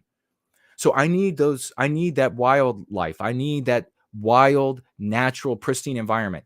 And it's not going to remain that way if you bring a bunch of people, and they could be never commit a crime, wonderful people. Genuinely, I mean that. They could be wonderful people. If they're all out there shitting and pissing and dumping their plastic bags that the food was in and everything else, you're going to turn my natural environments into literal dumps. So that's an attack on my psychological, spiritual well-being. So this is deep. Biden administration, as Breitbart reported, had lobbied Democrats to oppose the legislation, claiming it would limit the powers of the Department of Interior and the Department of Agriculture. Under Biden, an unprecedented number of illegal aliens are being released into American communities every day. And it just keeps soaring and soaring. So now you know that they'll be going for our national parks, our state parks, your community park. How would you like to have that community park where you take the kids and you push them on the swing, you have fun, you go on the little whirly thing and you get sick and you puke, and then you climb that other so you can go down the fireman's pole. Maybe you take the honey there when the sun goes down, you have fun on the swing, whatever. How would you like that to suddenly be a shanty shit town of people from around the world? Because that's what they got to do something with these people. They got to do something. Maybe you saw on the news in Chicago, they've been keeping hordes of them in police stations, just packing them right in police stations. And does that inhibit or undermine the policing? Are they really doing any policing in Chicago? But is that undermining it? The bears. They're okay with the bears. Are they going to, all these people that are so focused on the bears, Ditka, the bears, sausage, are they going to, those same guys that are so dedicated, are they going to do anything to save the city? Of course not, because they're not going free. Duh, that part's right. Bears. So they told these people at one of these stations, you got to go. We're moving you out. And we're going to move you to this shelter. And a bunch of them said, how do we say that in Spanish? Can you believe that? Why? Because they were going to be further away from like the best parts of town.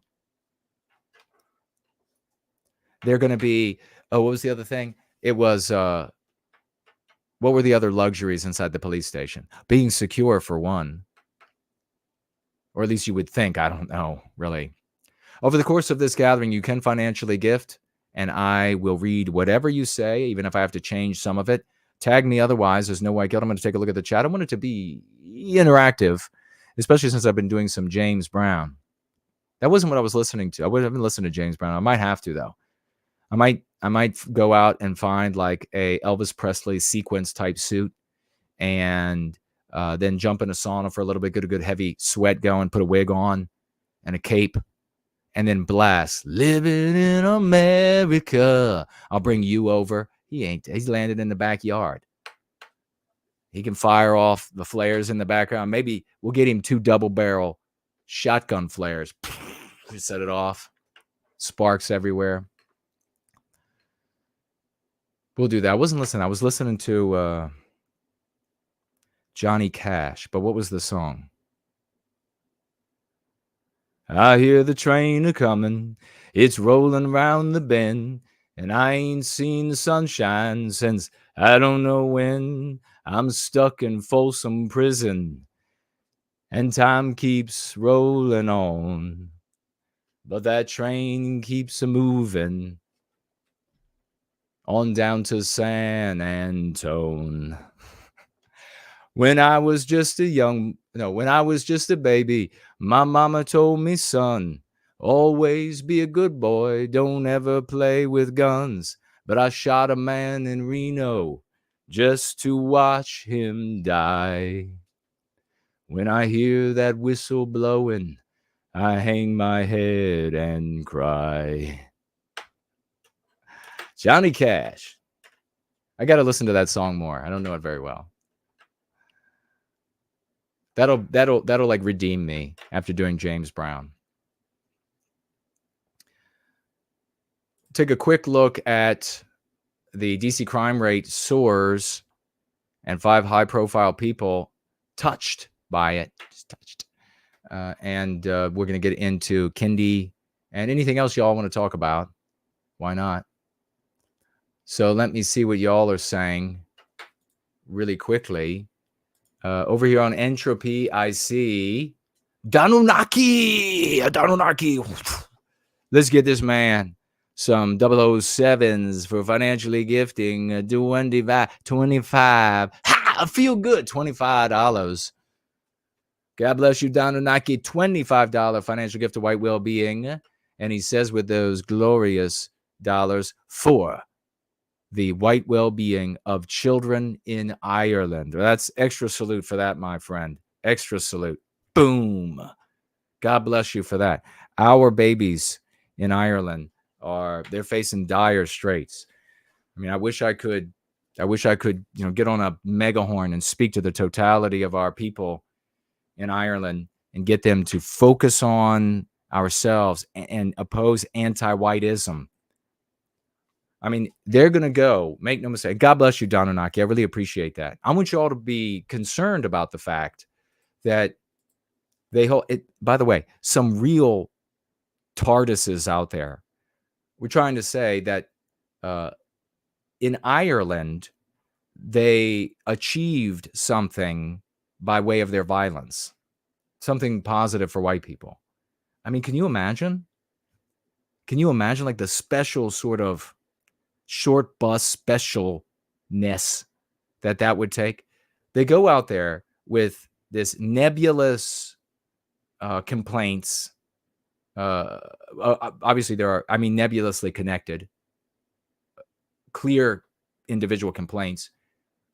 And they are out there to various degrees blaming other groups of humanity for this, which prevents, before I say prevents, which makes them immoral by as measured by the social morality of the day.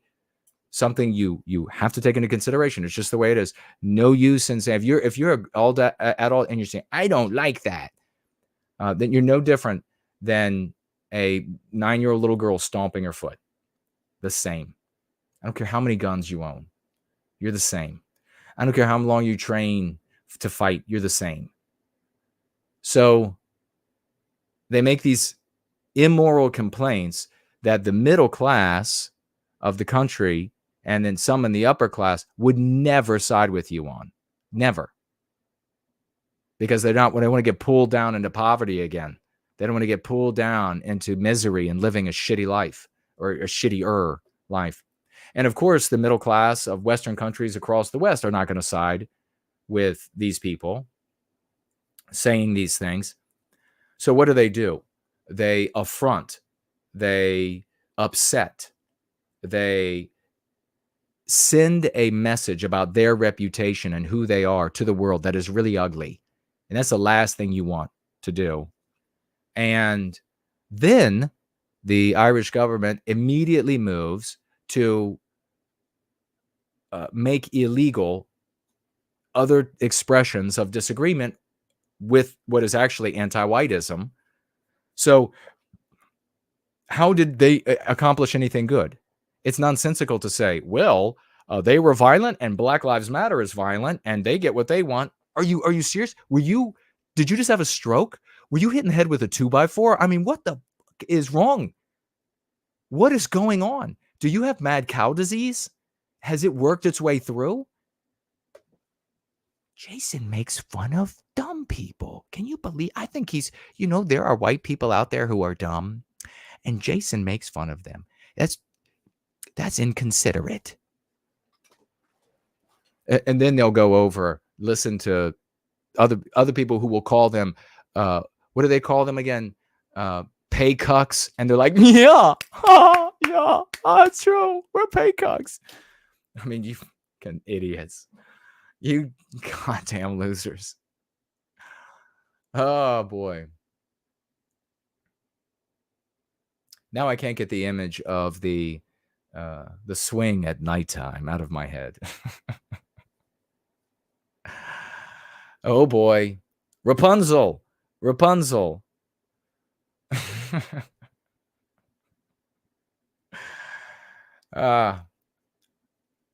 So here's the scary thing. We saw the anti-white, the J Spurgs, J Spurging and the Nazi tards and in Florida that everybody from PWR, the vast majority, sided with rather than yours truly. They were like, we don't want the guy who was like all-star athlete, super high IQ. We don't want any of that. The guy who excelled at everything, awards at school, in sports, in work, at business. We don't want him. We want the outcast guy who genetically grew tits. Can we have that guy?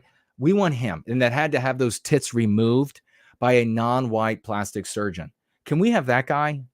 We'd rather have him because he's gonna hate Jews and blame it all on the Jews. And that's really, we'd rather just have that than the white champion. We'd rather have that than the white champion. We'd rather have that than the King Leonidas. Let's not have that. I can take you go watch. I could take my shirt off. That's how I'm built. We don't want that. We want the guy who grew tits. That's a total outcast. Society hates him. And what did he turn around and give them within months? A new law as a consequence of his activities, direct consequence of his activities. A new law went into place in Florida that these activist prosecutors will be able to use to dilate the law and try to ensnare people just objecting to our victimization, our genuine position here. They will be able, now we're yet to see it happen, but look at what activist prosecutors are doing everywhere today. It'll be worse in 5 years. It'll be worse in 10 years. So it's entirely possible that white people who decide not to listen to me and not to listen to you and to use the go free method, to not to use these concepts, that go out there and they want to complain, they want to riot, they want to behave like ne'er-do-wells with the objection to Jewish people on the basis of their birth, or Arabic people or Muslim people or whatever, on the basis of like the fundamentals of them, particularly their birth, so their race. It's entirely possible that through their efforts, a construction of laws is put in place that will prevent us from advocating for white well-being. And it will be able to do it in a way that we will have to circumvent with new concepts so that we can cause the general white family, the typical white family, to perceive that these laws, even though they don't outright say that they are an attack on the well-being of white people, are an attack, which is harder. So we don't want to get there. So everybody out there advocating for more, all of these fucking idiots who are getting all excited about, they're getting all their like little boners. They're getting all excited about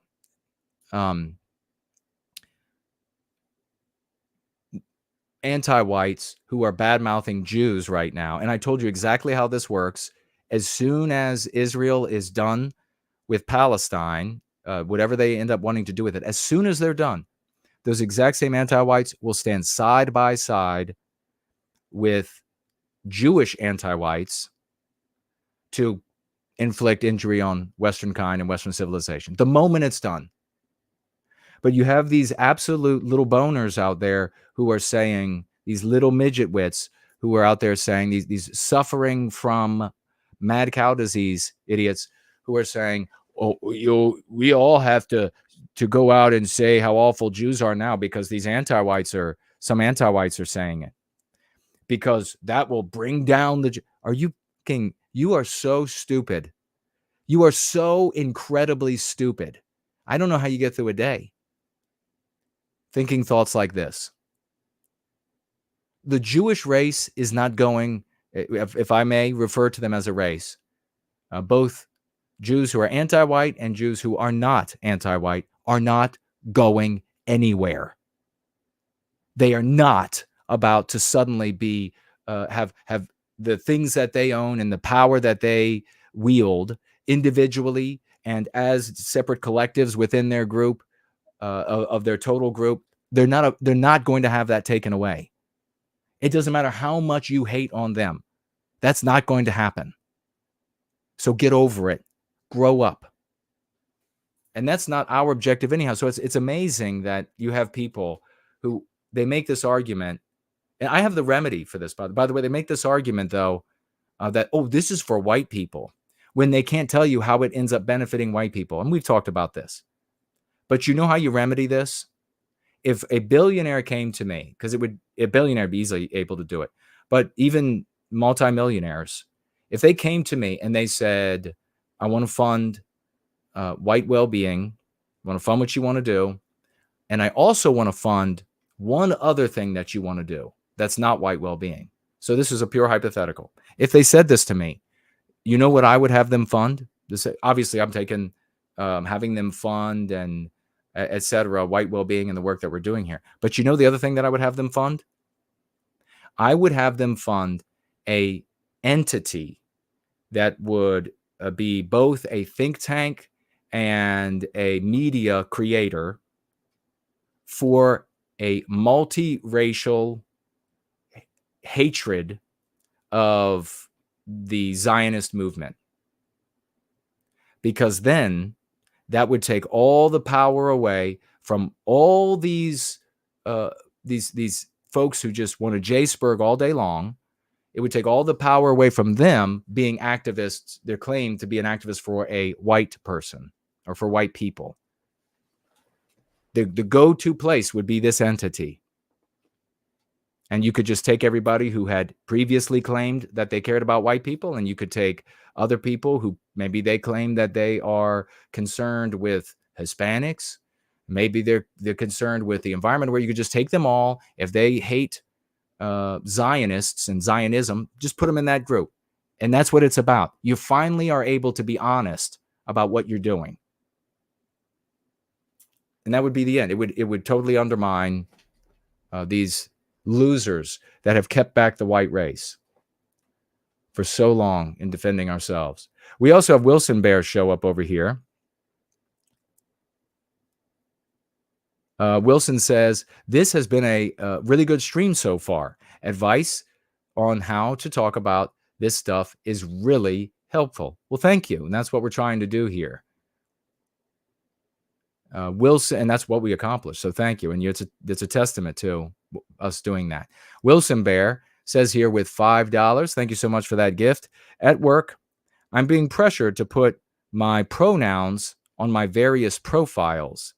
How do I say no without getting fired? Well, it depends on what kind of environment that is.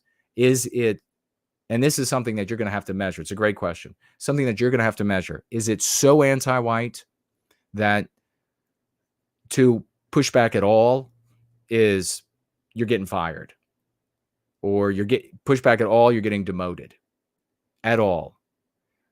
If that's the kind of environment it is, then manipulate them. What do I mean?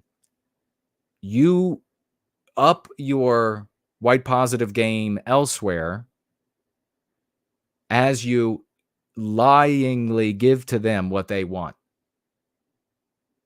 Maybe you could be even snarky about it if that would make you feel good and you'd be able to get away with it. Otherwise, I would say that this is an attack on my norms and customs of my people. And I'm not going to comply. This is my private social media. I'm not going to comply with it. Maybe you mean that it's like a work profile. And if it's a work profile that they control it, then you've got to give them whatever they want.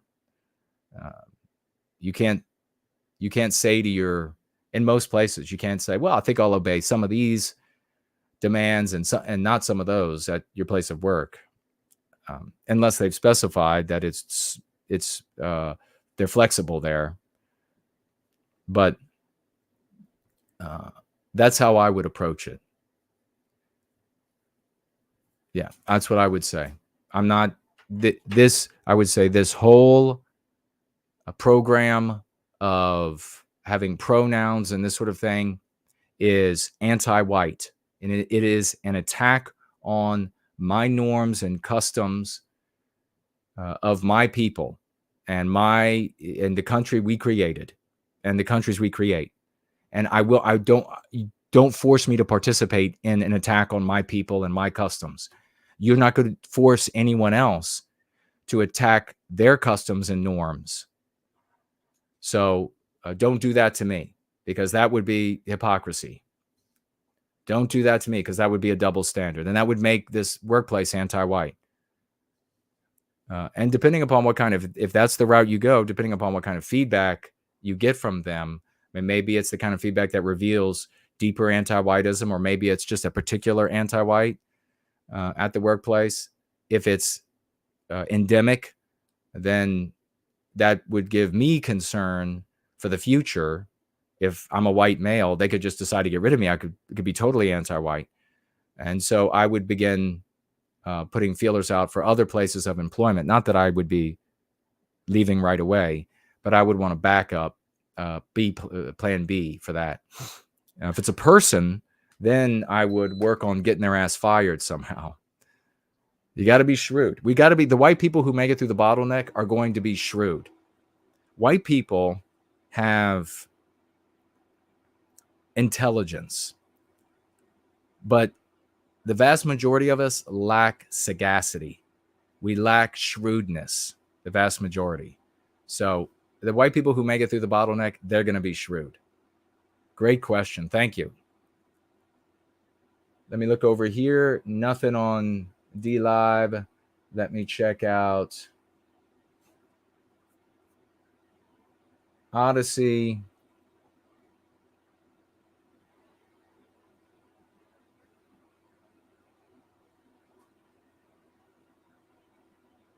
And there appears to be nothing there.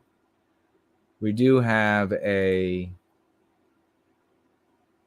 another J Spurg over there who is paying far too much attention to my lips and my tongue. They have this strange obsession with my mouth. And I can understand that. People find my mouth very attractive for various reasons. And so I can understand the fixation on my tongue and my mouth. But you're sick. You all are sickos. I would never take you as a mate. So I don't care how many times you focus on my mouth. Let me look over here and see what we have.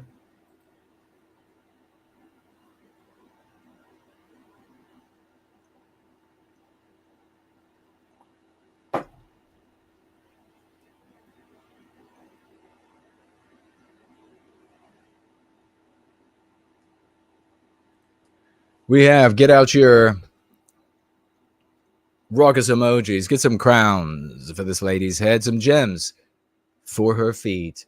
25 white well-being dollars, 25 of them, and it says for white well-being from Lady Anglo. Thank you so much for that. I really appreciate it. Protect the baby dollars.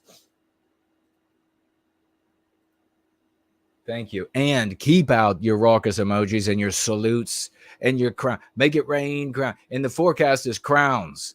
The forecast is heavy crowns for tonight. Heavy crowns for tonight. Mini. It's going to be a blizzard of crowns for clips. 100 saluting dollars. I love it. $107. 100 saluting dollars. God bless this man. Really, seriously. Prometheus, bless this man. God bless him. He says more James Brown. I'm kidding. Okay. Superhighway, coast to coast. Need 'em to get anywhere. On that transcontinental overload. Just climb behind the wheel. How does it feel when there's no destination that's too far? Kendi jumps in behind me singing it. Somewhere on the way, you might find out who you are. Ow! Oh, over there, we had the J-Spurg over there, and I really got to show you all the picture I found of the guy. Total, like his like avatar and everything was like Aryan world crusader, and it's like this beautiful guy that looks like me. He's like built like me, you know, and he's got like a sword out. He's like, you know, he's got like this big forehead and beautiful, like sharp jawline like me. And the guy's like, you're ugly, and I could mop the floor with you. And yeah, I found him. Oh boy. Late 50s, mid to late 50s, just like a total like drunken mess. Gross, just totally gross, and could not beat up a Girl Scout. I mean, would seriously, like Comedy Central style, get his ass whooped by a Girl Scout. But he is Aryan Earth Crusader online, handing out the insults, gonna whoop some ass. Why is it it's so funny? I wonder why these Nazi tard J-Spurgs, they never actually want to get together. Every time I offer, I'm like, okay, let's do this. You got fighting words? Let's find the fighting. They're like cricket land. Crickets. But I just look over here and I see something quite nice. Says sagacity is an epic word. I learn something new every time. Well, you're most welcome. You must be sagacious, my friend. Maybe that's what I should do. I should do like the guy version of Hot for Words and do it in, you know, whispery style. I would have the largest male audience on planet Earth. Let me just say.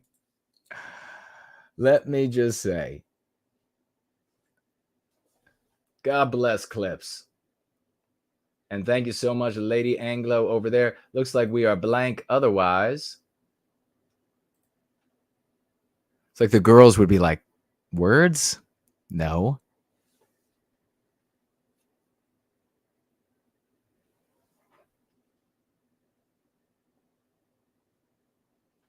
Do y'all remember that account? That was many years back. I don't know if she's still, I doubt she is, but I think she was Russian, and she had this Hot for Words, and I imagine she started off with maybe learning English, and that's why she did it. But then it made her, you know, she had like huge vocabulary, and she wanted to share it with the world. And I may have occasionally listened. There were worse things to listen to. So, okay, yes, we didn't miss anybody. Let me just take a look at this quickly. We have this guy, Karma Michael, and he was a hardcore anti-white, called himself a social justice warrior. We're going to be getting to Kendi in just a moment. Called himself a social justice warrior. And he had a business where, I mean, can you imagine? How did he even, like, this is, I don't even know. This is like selling water to dolphins. He was pushing non-white talent on Hollywood. I guess he was just trying to get like his beak into this person's talent, into that person's talent. I guess he was just trying to wet that beak. Boy, that totally took on all kind of connotation and meaning I did not even intend. But as it was coming out, my brain said, wait a second, do you want to do that? Because of this. And I was like, I'm moving forward with it, baby. Yes. I am moving forward with that. That's coming out of my mouth right now. Wait, you have that little guy in your head? He like pops up your mid-sentence.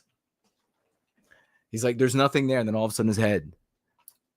Wait a second. Do you know what that means? Do you know how that might be interpreted? And then you're like, I do. We're going with it. This is serendipity. I've been visited by Lady Luck. I didn't even intend for that. He's wetting his beak. The old Italian mafia term. He's wetting his beak on all these different businesses, all these different careers, making sure that you, white people, aren't getting work. That's where it matters to us. I don't mind if people, if the idea in a place that's where there isn't any anti-whiteism, non-white people trying to get roles, trying to get jobs, obviously. But here we are in the anti-white West. So this is all about finding anybody to replace me and other people like me. And so that's what this guy did. He specialized in that. So let's read about what happened to him as the crime induced by anti-whiteism that continues to rise is finding some of these people. And these are the people that it should find. So condolences to his family, the people who loved him. They might not be dirtbags, but happy he's on a spit roast in hell. And after all that talk about wetting one's beak, that also took on a completely different image in my head. Thanks. Michael Latt, a marketing consultant and social justice advocate with strong ties to Hollywood, died Monday after a woman entered his home and shot him in the head for shits and giggles. Law enforcement sources told this to the Times. Authorities believe the shooting was a random act of violence. Police, what was this? Is this like an older article? Because police were contacted around 6 p.m. about a shooting at Latt's residence. Officers arrived to find him with a gunshot wound. They arrived to find him with a new orifice to get some ventilation for his skull. He was transported to a hospital where he died of his injuries. He was dead before he got to the hospital. Let's be serious.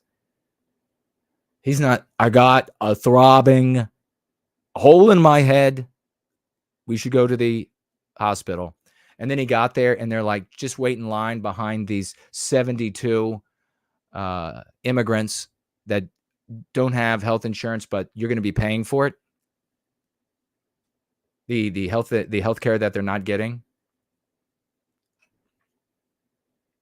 A preliminary investigation found that Latt, 33, he was young, was shot by a woman who had entered his home without his permission.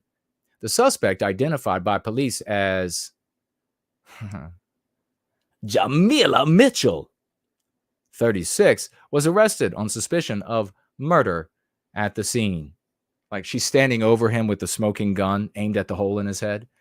Taken into custody by responding officers, she is being held in lieu of $3 million bail. Well, when will she be released? Wasn't this California? Because why bail? Jamila.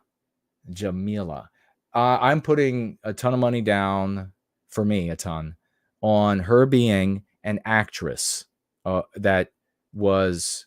She's, you know what they say about artists too, they're starving. So she's homeless. She's an actress. She's trying to get work. It wasn't working out for Jamila. You know, that Panama Canal in her smile that was, like 18 centimeters too wide for film and the ability to see her uvula as it danced in the back of her throat when she talked, they thought was going to be too unsettling to viewers. And she decided to take her revenge. Mitchell was described by law enforcement as a person living in her vehicle, which was parked nearby and removed as evidence by police. Latt did not know his assailant, and initial information indicated she was not given access to the home, law enforcement sources told the Times. Okay, so just to summarize, the woman that I believe was most likely an actress was upset with this guy's girlfriend, which I believe is a black woman as well, or a non-white woman, and he's white, and Latt is like a Scottish name, isn't it? Somebody tell me. And he looks white enough to identify as white. And so here you have this white anti-white victimizing white people. All the J-Spurgs out there will claim, "Oh no, he's a Jew." I've seen them say about everybody is Jewish by the time these scintillating, there's some more words for you, the scintillating minds, they come to like lean over the evidence and puke because they've been drinking so heavily. But they come and they lean over the evidence and they're like, what's your finding? Jew.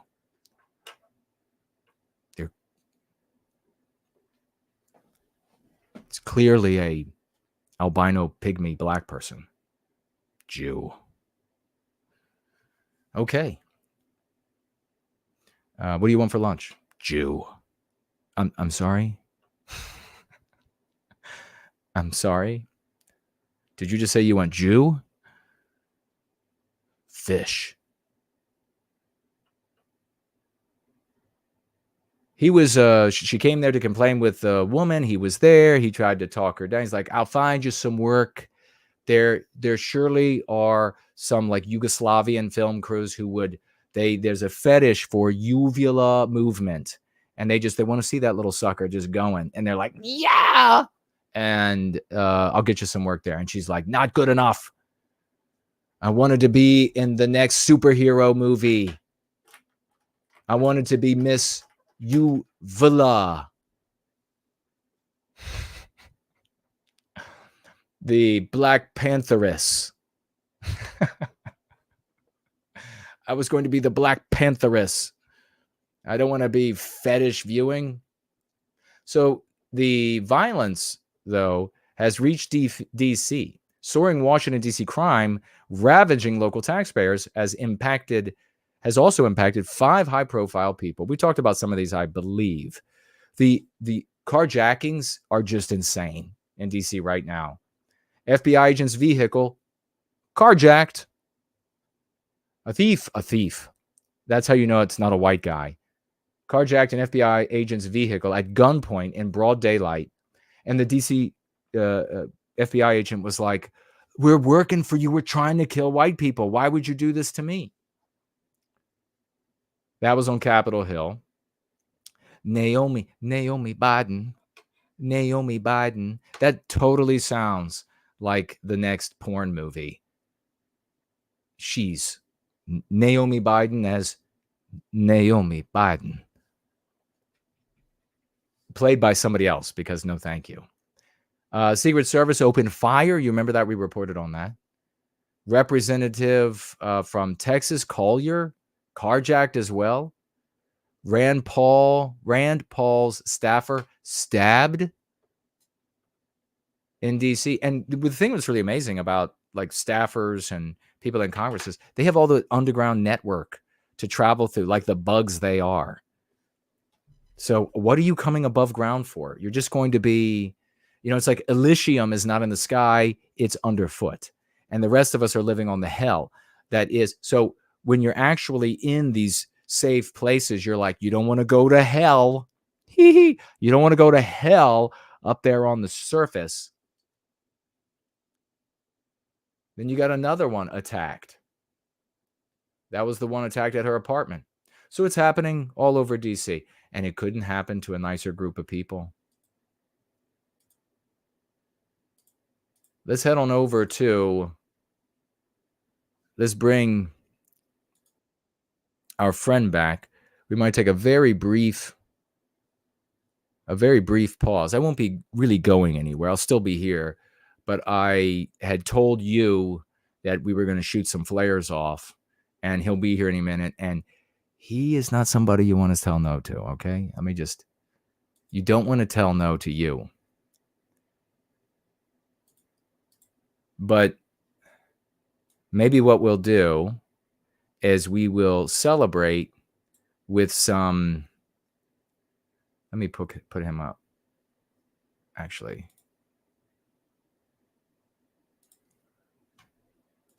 Nope. Where are you? He's like, I'm outside. Where in the hell? I just clicked on it. I love when dumb people try to act, they want to signal that they have intelligence, and the signaling is all learned from entertainment media. The world is a vampire set to drain. I don't know where all the music's coming from. What is it got? And they just imitate. Do you remember years? You'll still find this with older white guys. They think that to appear smart, they have to have messy hair. That means they're too smart to care about their hair. God, people are retarded. That needs to be made into a song. Fourneau could do it. RC, the Realist, could do it.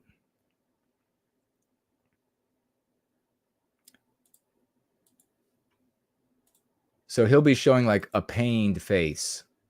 How can this even be?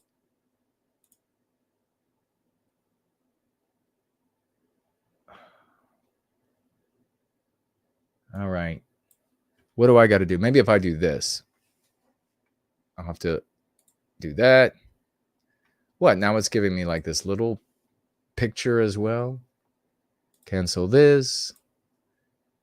It's Two Gyms Tuesday. It's a fun day. We're hanging out. You can ask me. It could be like a ask me anything.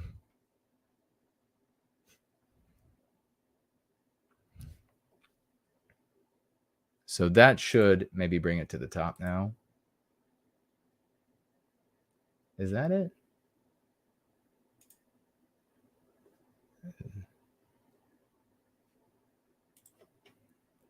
Let's do this. This will definitely do it.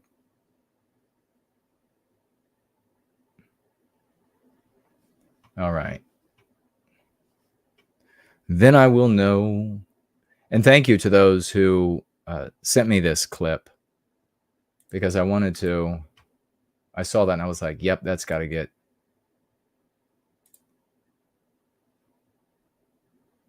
Somebody is playing some let's interfere with this working properly bullshit on me.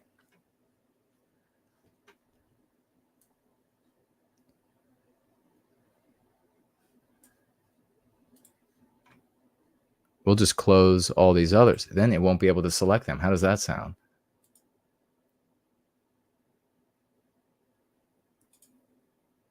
Now what are you going to do? How about that software? Now what are you going to do? Now you're going to have to be my bitch. Now you're going to have to comply. Bend over.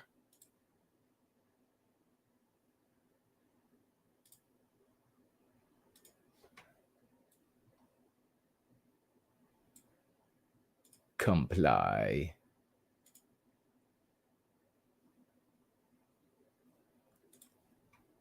Voila. I win. But then again, I always win in the end. We'll do that. Boy, look at him there. He's making that pained face. Very smart. Oh, let me just, and I will lean a little bit like this, and that means I'm smart. Have you all seen that? I think it was, is it a comedy? Was it a comedy act?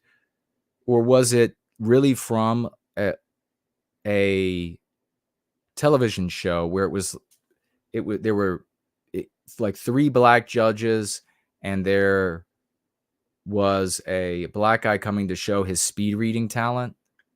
Was that like a spoof of something, or was that an actual show where they then began mocking him because he just leaned over and fanned through the pages and went and they're like, what are you doing? I just read it all. They're like, pfft. And did they ask him anything from the books? God. That's what Kendi reminds me of here. Why don't we listen to some Sinister and be right back.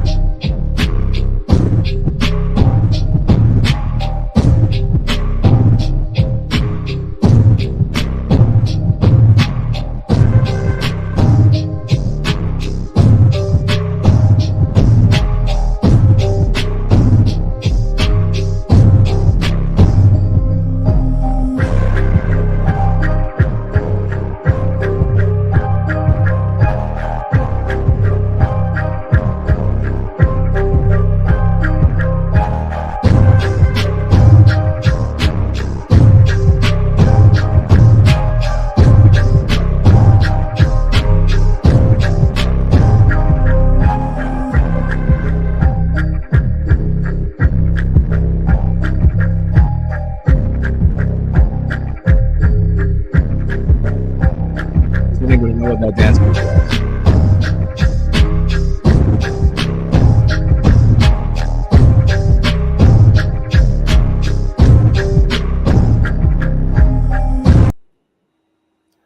My Fidel Castro move. Let's listen to Ibram, the brilliant Ibram Kendi.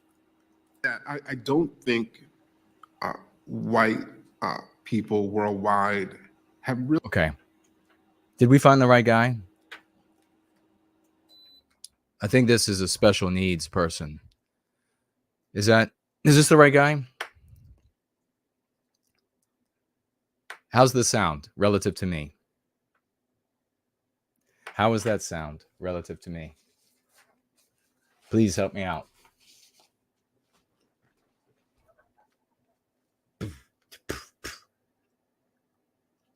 First Last is here. Great to see him.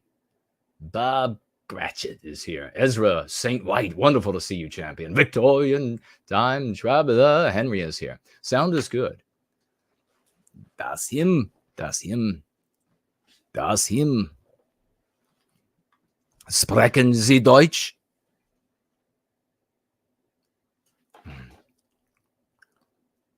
Okay, so this is the guy. He's starting off sounding really special need-ish, but I guess that's appropriate for him. I'll turn him up a little bit for me, but not for y'all.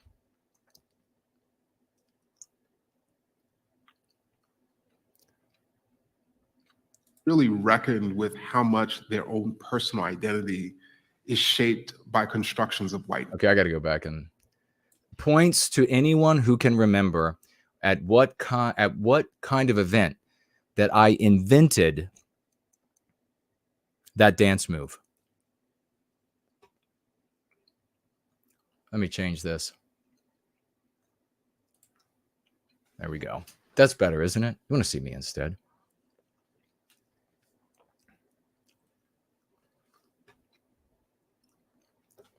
This guy looks exactly like a guy. Maybe I shouldn't say the rest of that. I'll think about it. Where did I invent the Fidel Castro? That I don't think white people worldwide have really reckoned with how much their own personal identity is shaped by constructions of whiteness. Okay. So there you have what he just said. If you heard him all right. White people on Earth. White people on Earth, worldwide, don't understand how their identity is what do you say, influenced or constructed by? Let's hear it again. Is shaped by constructions of whiteness. Constructions of whiteness. Shaped. So who you are. Now, where does whiteness come from? What do they tell you? What do they tell you whiteness is? Since they invented the infernal concept, meme pathogen, MP is what we call it. That white people don't exist is part of the definition. That white people are evil is part of the definition. And that whiteness is persecution and exploitation. When it's the white people are evil, it's the white supremacy. Who can practice that? White people. Who can't? Everyone else. So this is a tool, the concept whiteness, the meme pathogen whiteness, that is meant, like the concept racist, to be molded to fit any scenario, even to be contradictory, to achieve the goal of victimizing white people. If you don't accept this, if you try to catch this Kendi guy out for being inconsistent, you're a conservative. You think, I'm going to point out how he's inconsistent, and then I got him. You're an idiot. This guy will whip out a switchblade, metaphorically, probably, and slit your throat. If your argument is that this guy is inconsistent, then we're going to have more white erasure, more white little girls getting their face and breasts and back and throat stabbed. If that is your approach.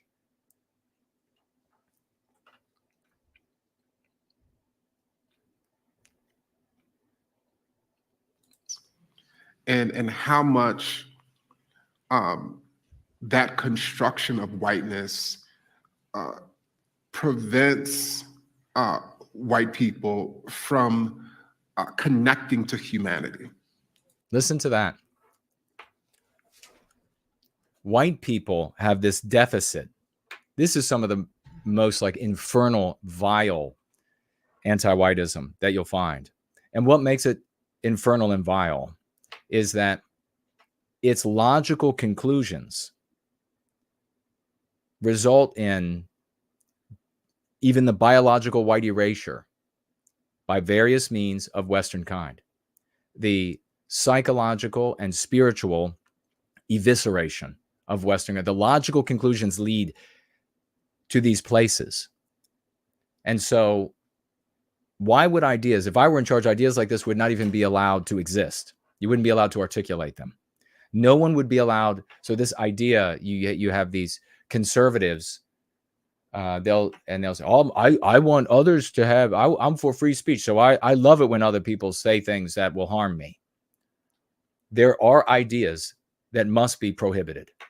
In a healthy white environment, you're not going to be able to articulate ideas whose logical consequences, and this is not up for, and so many people who are midwittery out there, they think, well, it's just your opinion that it will go there. No, not going around. This is why the smartest of our people need to be in charge of the weapons, in charge of the thinking, in charge of the advocacy, in charge, etc., everything. Because the average until even uber midwits, they do not get it. How much further do you go here with understanding? So this is a collection of ideas that lead to the logical consequence, and they're spreading, and they are ubiquitous, and their power is increasing. He is saying here that the essence of white people is the problem. The essence. White people create this construction that then prevents them or undermines them, obviates their effort to be part of humanity. Think of that. That is the definition of dehumanizing people. And what happens to a dehumanized people? You can rape them and you feel like you're okay with doing it. You can murder them. And that is, I submit to you, the probably 95%, maybe 100% of every victimization of violent crime or white collar crime committed on white people is, to some degree, greater or smaller, a consequence of the dehumanization of white people and what is believed to be the just deserts, what they deserve. You can look at our brothers and sisters in South Africa and see that in that once great country, they are a tiny minority. And the anti-whiteism in hiring, government and private, and loans and business and everything you can imagine is still rampant. It doesn't go away.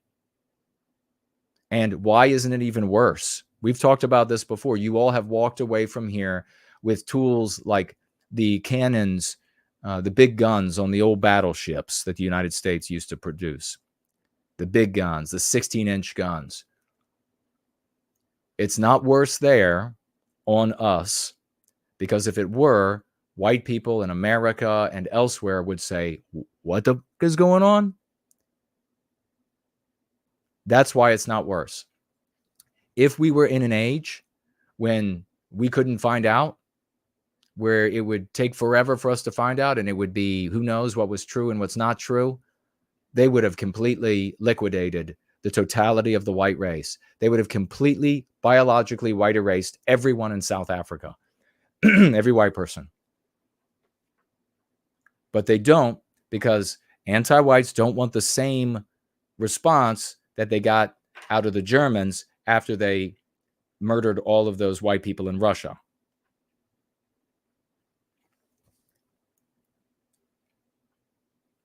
So Kendi here is saying that what you create onto the world as a white person, what you evince, what you project, and where does that come from, folks?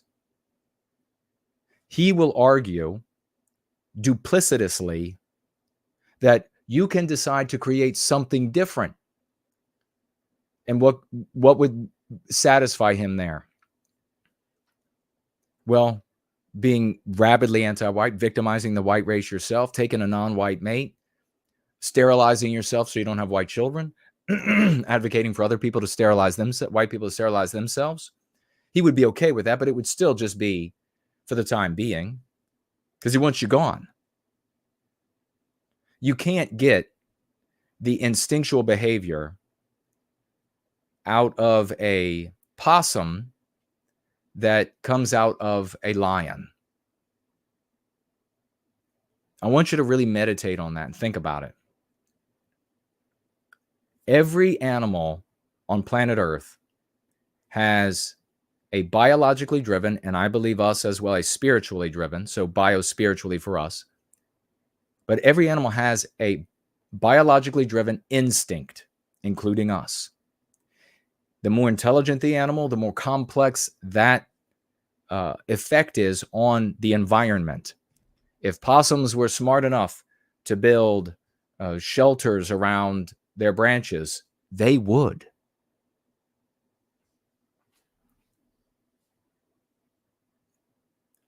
So the more complex on the environment, and then when in its aggregate, when every animal of a certain type is producing that onto their environment, that is what humanity calls culture.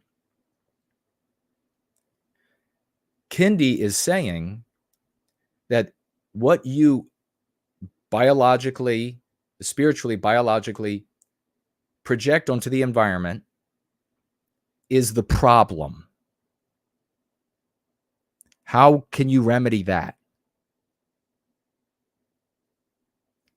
Biological white erasure. And if you want to enter the community of humanity, that's what you're going to have to do.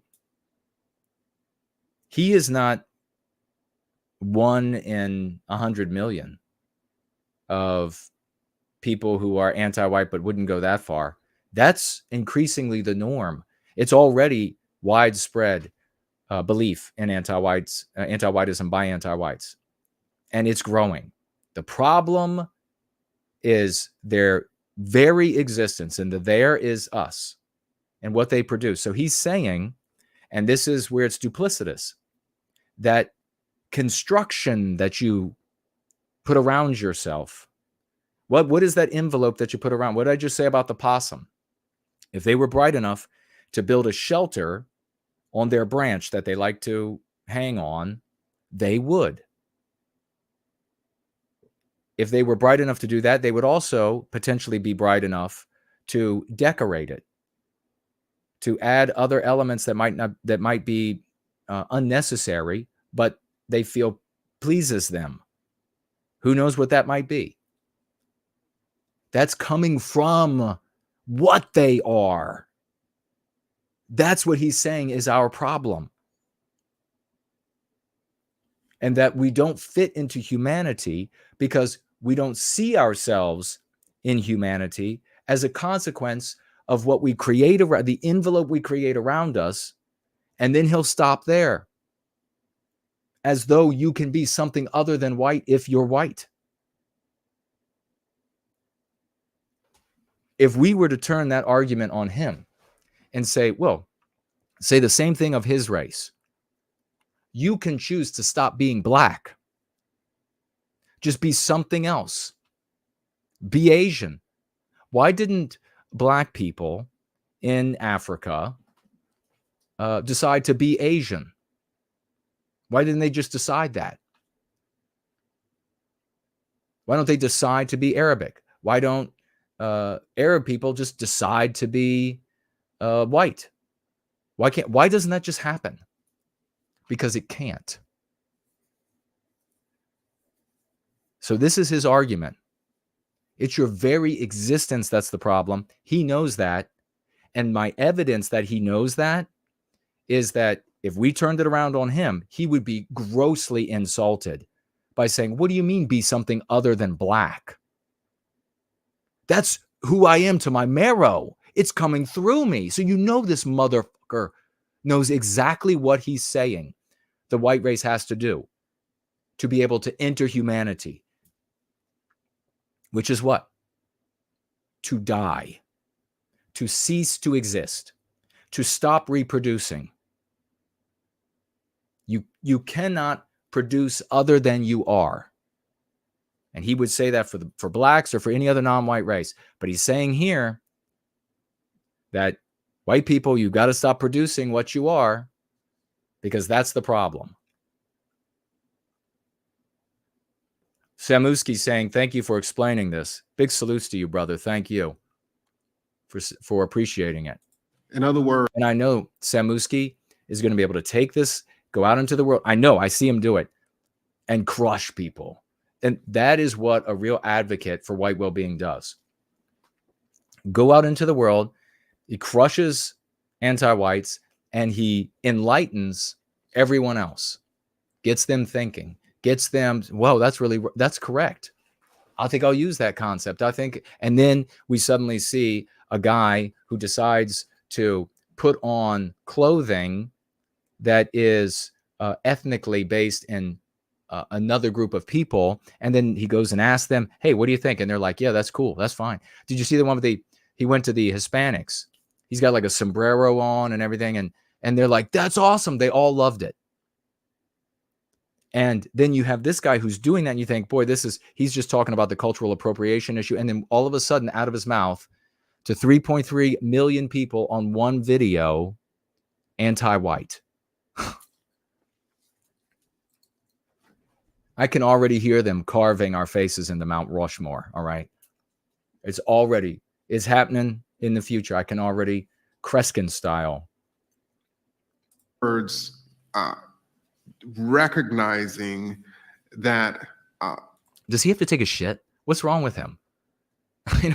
He seems totally constipated. He's like,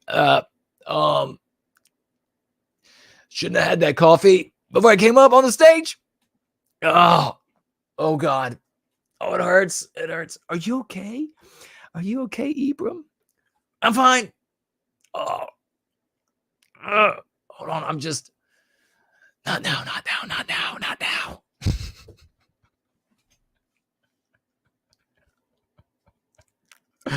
Please, not now. When you recognize that what's he doing with his hands here? Maybe this is what smart people do in the movies, and so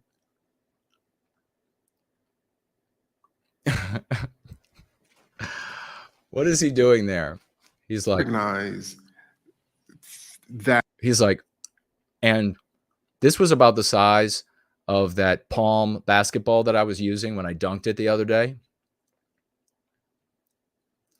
Has anybody ever played with those? I remember the first time I saw them, I was like, what kind of creepy ass shit is this for losers who can't hold a basketball? They're like, somebody got an idea. They're like, I got an idea. Let's make a tiny basketball. And people were like, isn't that already a ball? Yeah, but it's going to be a tiny basketball. All right, well, what do you use it for? I can dunk with that. Oh, okay. Why don't you just play with baseballs? That you are part and parcel of humanity. In other words, you're not over humanity. Oh, God. Recognizing that when you recognize that you are part and parcel of humanity. In other words, you're not over humanity. You got to recognize that you're just part of humanity, but you think you're over humanity. Okay. And so to actually achieve this, you got to cease to exist. Right. It allows you to. I am losing my mind waiting for him to say words.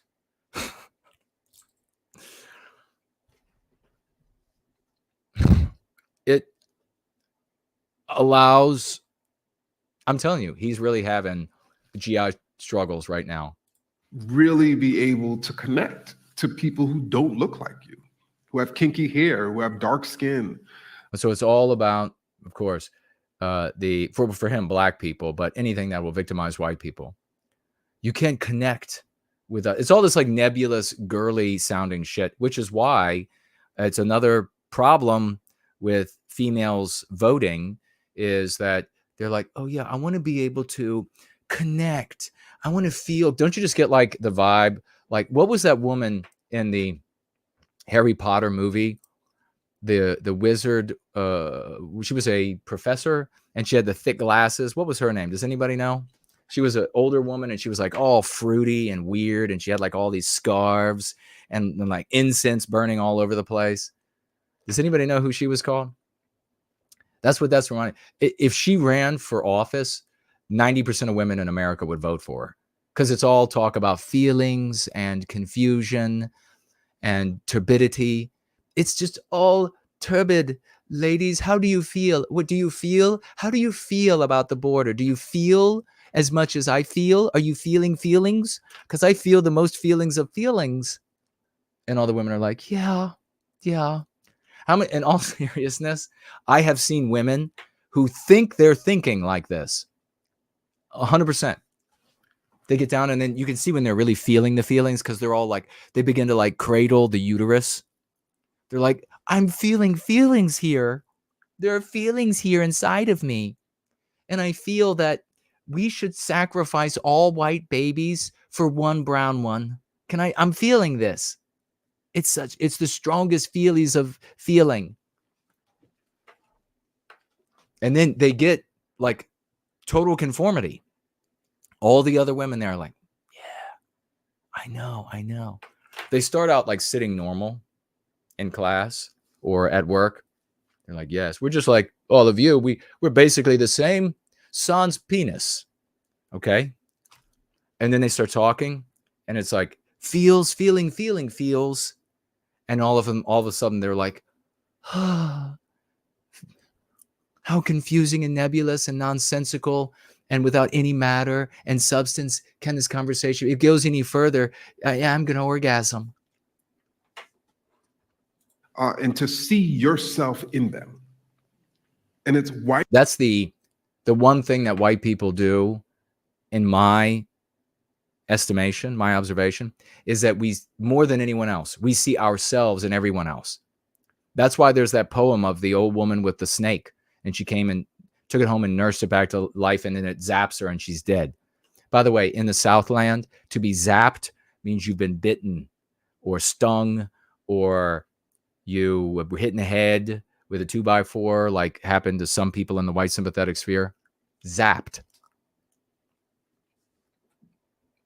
Whiteness that prevents that, right? And when you're not in, and to see yourself in them. So there could be like actual Al-Qaeda operatives could come across the border. They could be dressed in like total Afghani garb with an AK-47 over their shoulder and dragging behind other Afghanis missing limbs who are ready to come for jihad, and they could lay out their carpets and start worshiping. And white people would say, they're happy to be here. How many of y'all know, can I get a hoorah or amen? White people who would say this. We all do. They're happy to be here. They want to, I would be so grateful. And they're just happy to be, I would be so grateful. Think about this. And then tears start flowing.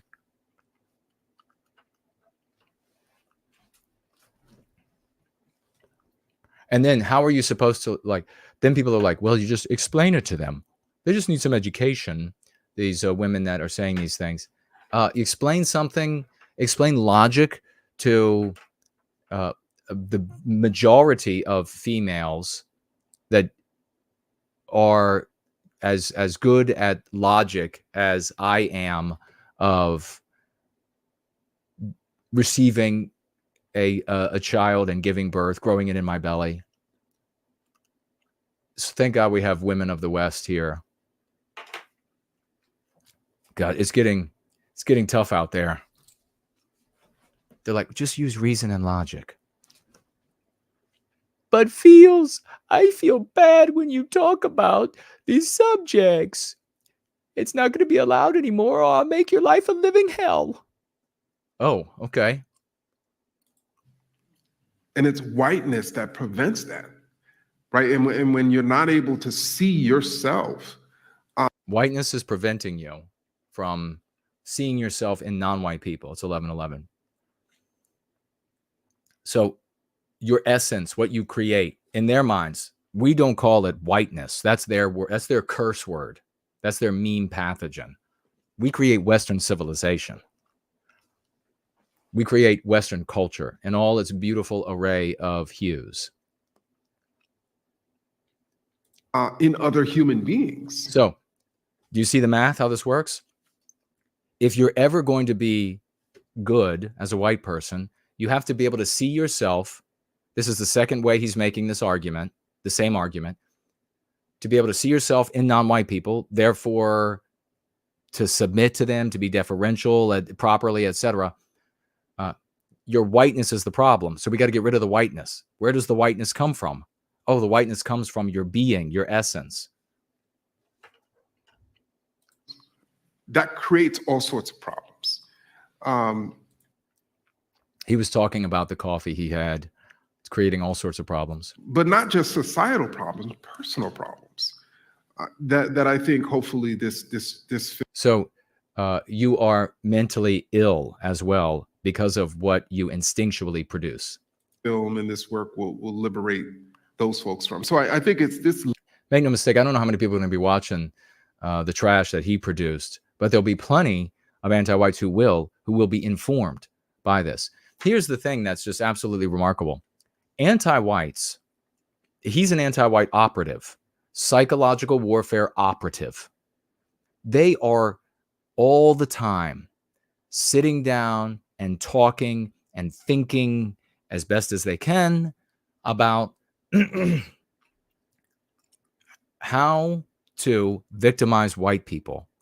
What concepts can we use? What concepts do we have to neoterize? Which means make up for those who don't quite know.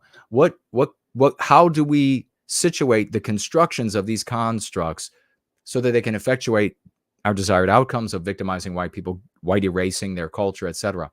And then you have supposedly the people who care about white people, putting an end to the destruction of the West, etc. And they're saying, we're going to keep using the tired old tropes that have been losing all along. We're going to keep using the tired old vehicles, the same tired old approach.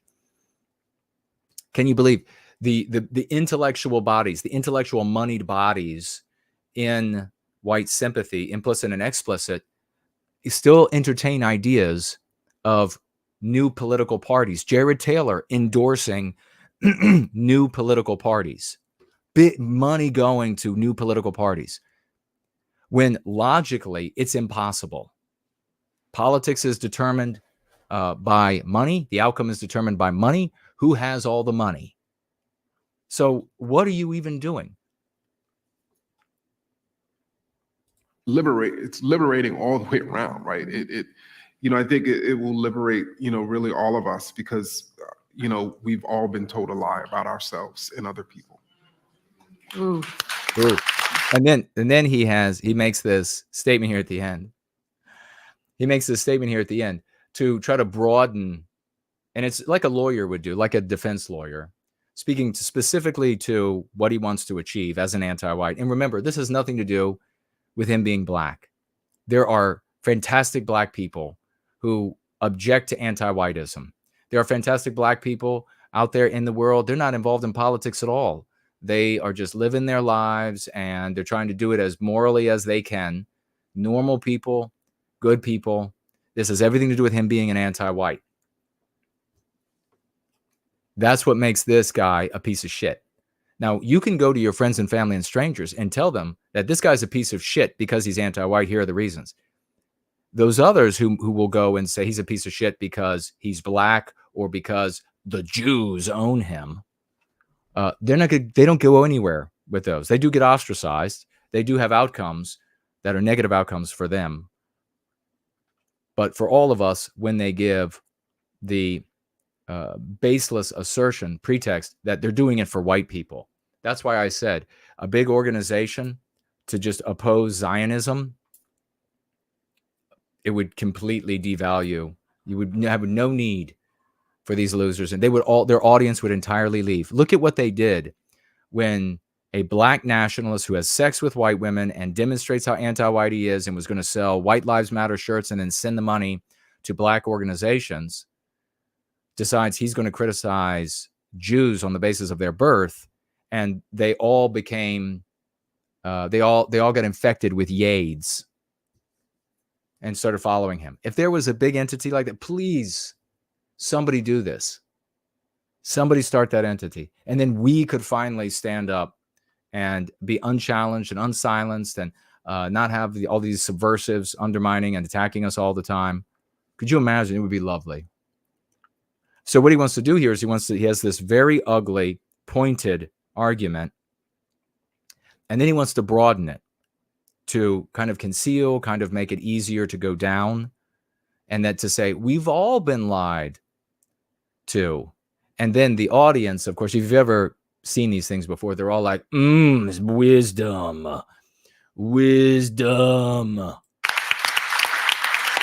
It's liberating all the way around, right? I think it will liberate, really all of us, because, we've all been told a lie about ourselves. Look at when he comes to that. This film and this work. This is extemporaneous, and it's painful to watch. But look at how the subtle change when he hits upon this, this is really going to make the poison go down.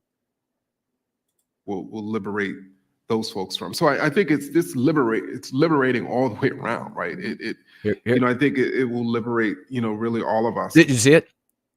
Did you see it? Watch his eyes, particularly the eyebrows, when his mind hits the idea of how to really drive this poison home for white people. And the people in the audience, if there are any whites, and there are going to be, who are anti-white, they're going to love it. But all anti-whites there, he knows, are going to hear it and be empowered by it and be able to take that out to their world. So watch one more time. Tell me if you see. Watch his eyebrows when he gets the idea that he's about to speak. Watch. I think it will liberate, really all of us, because, we've all been told a lie about ourselves. And then he raises the eyebrows again. He got the idea, the eyebrows went up. And then as he structured the sentence to deliver it again, when he got to the part of the sentence where he delivered it, the eyebrows went up again. And what is normally happening when the eyebrows go up? What's normally happening? It's not true all the time, but it's always contextual. You always have to read into these things contextually. So you have to take the context into consideration. The shyster's eyebrows, right? The shyster's eyebrows goes up when he's laying it on thick, and I got him now. In fact, there was a show, Amos and Andy. It was way back in the day. It was all black cast, way back, generations back. And there was a guy, a character, who was a total shyster. And whenever he was really laying it on thick, like here came the line, was it was called? Every time the guy was like, because it's known, even if it's not articulated, that is what's happening. Like, you're gonna buy this shit? You're gonna buy it? You're gonna believe it? So something to watch out for when you're talking to a salesman or a woman of either sex, I guess, when they're trying to tell you what the benefits are to using that mortgage company or buying their widget, whatever it is, or their service. Pay close attention to the eyebrows while they're talking. And when they deliver the substantive line about something important to the sale, if they do one of those, raise that eyebrow, then you know they're bullshitting you. Are they going to believe it? And there's what he's doing there. See, you learn so much here with No White Guilt. You learn so much. All about James Brown. And just after this, like right where it ends, unfortunately, the video, James Brown bursts on the stage. Superhighway, coast to coast. I think it will liberate, really all of us, because anywhere, we've all been told a lie about ourselves and other people. Told a lie about ourselves and other people. Total lie. We've all been told. That's the universalizing of it to make the poison go down. We've all been told. And then the nonsense lies about ourselves and other people. And of course, then the audience responds dutifully because he's signaled, I'm making my point here. And they're all like, smart. Ooh. Right now, all the Nazi tards are like, Jason can dunk. Oh, he's black. He's black. Got the evidence now. Make a meme of this quickly. Grab that, cut that right out. White people can't dunk. He's obviously black. We have all the evidence. He's the most high yellow we've ever seen, but it's true. And look at this woman. She's bright. So that's, what do you all think about Kendi? Do you have any other thoughts? I want to take a look at what you're saying. We're going to be rolling out of here pretty soon. I'm going to get to work. I got great news, though. The part of It's a Comedy Damn It audiobook that was the hardest, which is the final segment of chapter 3. It was the most challenging for me, having no training to do voices for reading. And oh my God, it is beyond complex. Now, I don't know if typically when people are reading professionally, if they bring as much to it as I was trying to do, as far as like analyzing how this and why that. But I'm sure there are people who make this their profession and they've dug into it. They study it and they know exactly how to, the professionals really know how to do it. Me coming at it raw, total tyro, green as can be. Oh, that's it. He's a Martian. We knew it all along. He's a fucking Martian. He's one of the lizard people. We knew it. Oh, that's why we look at his tongue so much. It's like he's a dragon. He's putting us to sleep. He's hypnotizing us with his tongue. I saw a video of a little boy, trauma for lifelong, just lifelong trauma. Emotional damage. Is that how that goes? What is that again? Emotional damage. So he's holding like a, which lizard? I guess there are a bunch of types of lizards that shoot their tongue out. Where's Reptile when you need him, for the love of God? And the kid's holding this, and you can tell he's nervous. He's like a little, I don't know, 3, 4. He's holding this. And he's very nervous. He's like, okay. And they're like, oh, it's okay. See? And the kid's like, oh. And he's finally starting to warm up to the cold-blooded thing. And all of a sudden, it fires its tongue like that far, sticks the kid right in the nose. And he lets out like this shriek of death to get away from this thing. Emotional damage.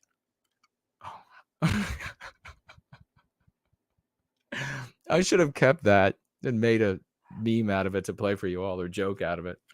You better believe I'm going to get that when we get to Easter. You better believe I'm going to make that into a video of the little boy, that grandmother in that scary ass costume, doddering over to the kids, and the little boy's like, that's not Easter bunny. Oh, that was funny. But this final segment of the 3rd chapter, there are, God, I don't know, I didn't even count how many voices. There are like 8, 9 voices that I have to do. And I don't use there. I could have used like software to mix it up, but no, I want it to be pure raw talent. Like when I'm horizontal, just pure raw talent. He referenced his lovemaking again. Oh, God. Good God, where's my smelling sauce in the fainting couch? Does anybody have a hand fan? And then they'll go watch George Carlin. George Carlin is so funny. Jason, what? So I wanted it to be all raw and real, just my voice. And I didn't want to do like cartoon voices or anything, but want to mix it up. And I did that, but the final segment of the third chapter, when I wrote it, I was just writing it to make myself laugh. I was crying. I was dying with tears. I didn't give a single thought to some of the immense complexity that I was creating for myself to read it at a later date. To go from these different emotional states for the characters, including the emotional states for the narrator's voice, because I wanted to bring that, as I do in the story, I wanted to bring that artistically into the reading. So the narrator changes a little bit emotionally, depending upon what's happening as well. And anyhow, the emotions are shifting so rapidly. We can think of it in terms for simplicity: quick, slow, quick, sort of slow, medium, quick, and having to go back and forth like that in a way that it's seamless and doesn't seem contrived and awkward was, my God. But I finally got that. So all I have to do now really is the epilogue and maybe some other little things here or there. But the hardest part is done, which means that the audio version of It's a Comedy, Damn It will be available soon. And we will be making that available. And why is that good? Why is the audiobook of that good? It's good. It can be helpful to us because that's the kind of story that can reach the average conservative. They can have a laugh. It's very short, as you know, and they can get an enjoyment out of it. It'll speak directly to a lot of their positions, and they'll, as I say, have a laugh out of it. And then they'll say, who's the author? And the audiobook version, they'll even want to, same guy read it as wrote it, might intrigue them there and get them to look a little bit more deeply. And there are other elements to this that we don't have time to go into, but one of them that I can mention right now is the normalcy that is communicated by being a three-dimensional, normal, living person out in society, which is not conveyed even by the implicit white sympathetics, people who support Western civilization. They all come across as these two-dimensional, the only aspect of their lives is speaking that way about conservatism and what's happening in the world, and it's totally ridiculous. And then it's easy to dismiss them. It's easy to turn them off, which I think is one of the reasons why Tucker started sharing so much that he likes to fly fish, because he was sensing there's two-dimensionality to me and I want to reach more people and I don't want to have as much attrition in my audience.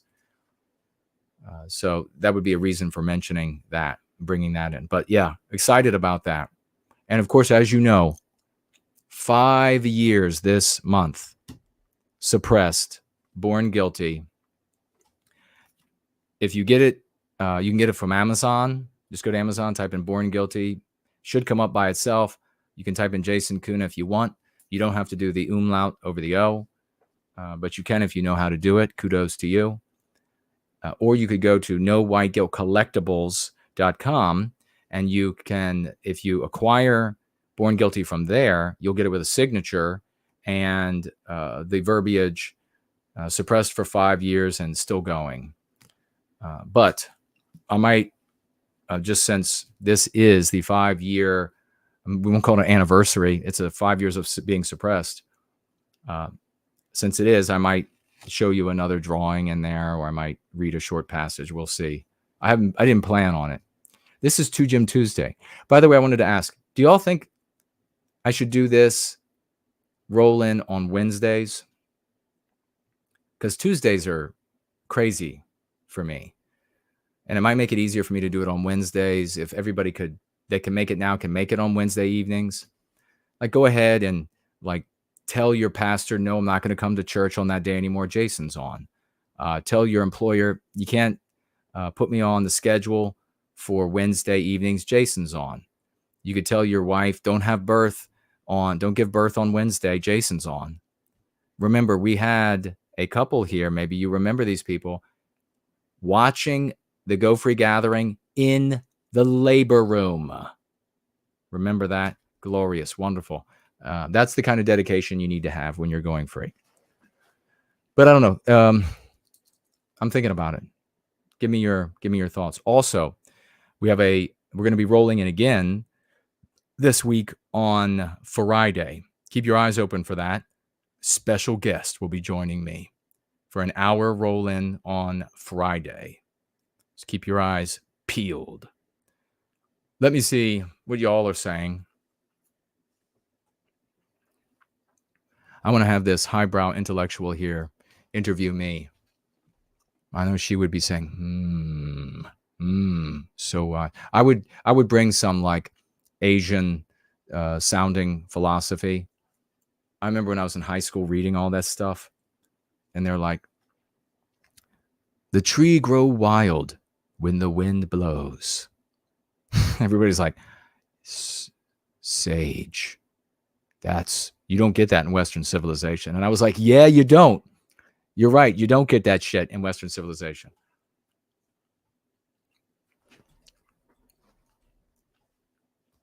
Anyhow, let me pull her down. Goodbye. Let me see what y'all are saying. Mestizo Carf is here. He says, make Wednesdays great again. Thank you, brother, for the input and support. Franklin said the baby went free. I don't know which baby. Oh, that's right. Yes. Helios Abbott. Sure, why not? Every day is a good day for no white guilt. Thank you, brother. I appreciate that. Danunaki says Tuesdays and Wednesdays are thumbs up for him. LG is here. Hello, LG.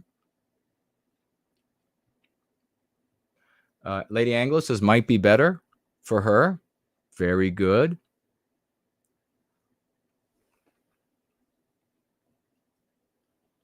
First Last says yes on Wednesdays as well. Well. Maybe we're heading to a Wednesday roll-in. The great Fornull is with us. He says, okay, that's good. You mean about Wednesdays or something else? I will accept it for Wednesdays.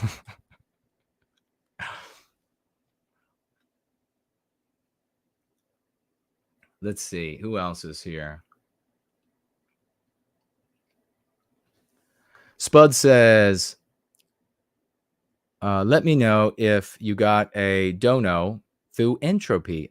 Okay, then I will check because it seemed like it went through, but I am not 100% sure. Thank you. Well, I will look in the background on the back of the dashboard and we shall see if it went through or not.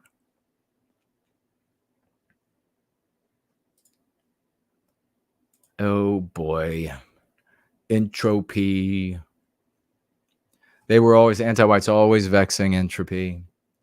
No free speech allowed. And by that, they may mean no speech that's white positive. No speech that's going to contradict anti-whiteism. So that you have to say what it actually is. That's what we do here. On the dashboard. Oh, I think I might have something else. So we will get to that. Thank you for mentioning it, Spud. Because I did not see it on the regular part of the screen. I don't know what to call that. Ezra says, Jason, the Kung Fu Master. That's right, my friend. We teach Go Free Kung Fu here. For Halloween, I should be one of the wise Asian masters from Kung Fu theater. And I'll have to move my mouth. Maybe I will intentionally separate the audio from the video, like put it back a little bit so my mouth will be moving and then the words will start, but they won't be matching my lips. That's hilarious. That's a funny idea. Iguana, says Franklin. It was probably an iguana. It was an iguana attack on that little boy. There was nothing on his nose. Did it think the whole nose was something it could eat? His eyes, yeah. Who did that? Cool Papa J Magic. Was that the it's glasses on. Yeah, but the little boy's eyes were like to his nose. This thing, yeah. And that scream was perfect. It was like, it was one that didn't start high. It was like, wah! It went up. Winged Productions is here. Great to see you.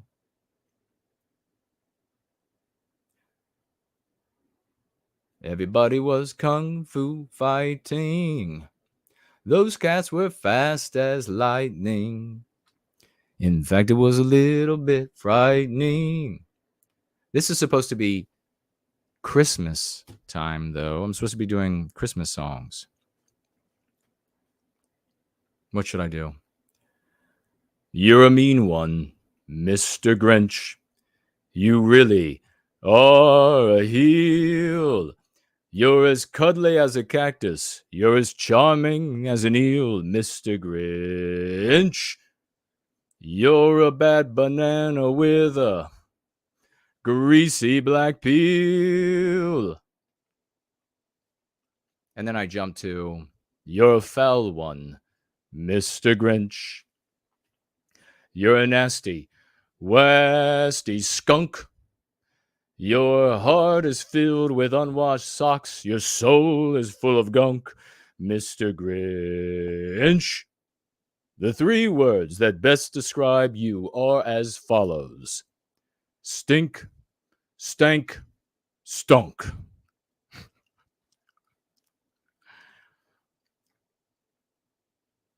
That's your Christmas song.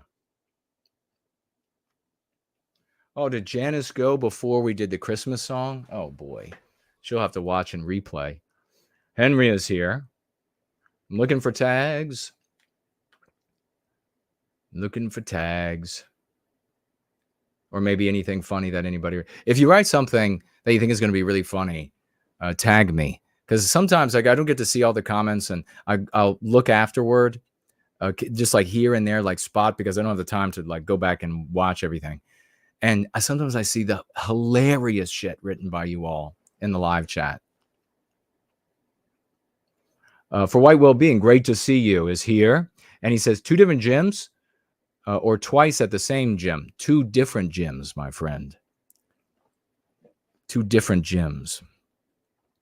And the reason is some of the equipment is different. And the one gym I hit first, and then before traffic is picking up more, I jump in the car like a bandit, like I have James Yu chasing me with a flare gun on his moped, and I race it to the other gym, and then I'm beyond those congestion points. Marlene is here. Great to see you. The great No White Girl Clips hanging out in the live chat. First Last pointing out properly that the anti-whites are projecting. Not sure if you're aware, but the Irish Times used the term white erasure really in an article because of some of the people on the Twitter outreach team. Holy shit! No! We have massive victories all the time. Can you send me, do you have the link for that? We'll have to celebrate that on the gathering.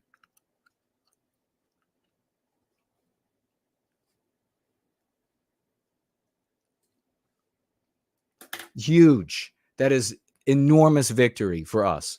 Look at this team White Wellbeing. God damn it. The outreach team, the OT, under the sagacious, brilliant, high intelligent leadership of Biospirit of the West. Perspicacious leadership of Biospirit of the West. These champions, knights of the white table, each of them gods in their own right, heading out into the world with these tools and getting this major publication, the Irish Times, to use white erasure. We are responsible for all of this. We are responsible for totally changing the conversation about our victimization to favor us. And that is what's changing in society. Nobody else is doing anything that's changing anything. Nobody else. Every time they articulate, like we articulate our victories, and it's tangible. It is demonstrable. When they articulate their victories, it's always nebulous. We have pushed society, how so? And where's the evidence? Well, there's no evidence of it, you see. I'm just trying to keep the grift going. That is awesome. Thank you for mentioning that, especially right now in the live chat.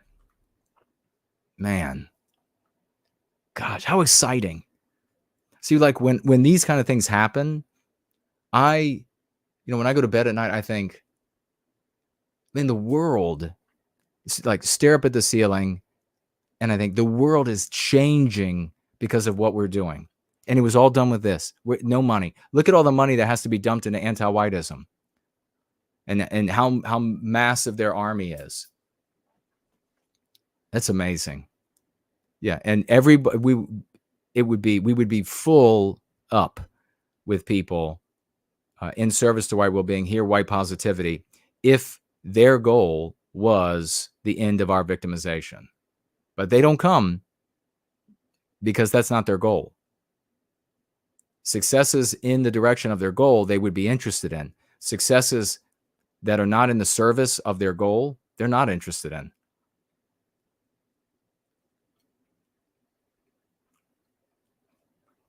Okay, I know.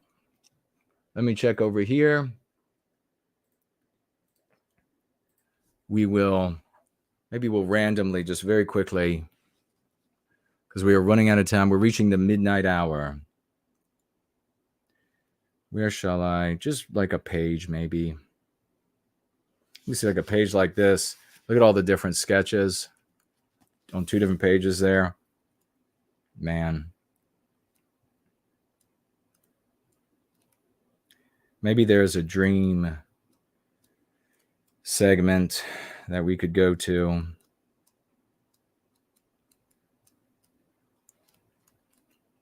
Remember, don't be intimidated by the size. You know, it feels heavy in your hands.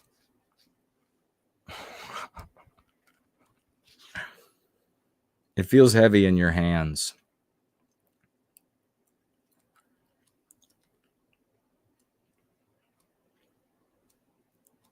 Where is... I'd like to do... There was the Finloth Ada. Maybe just like a page of...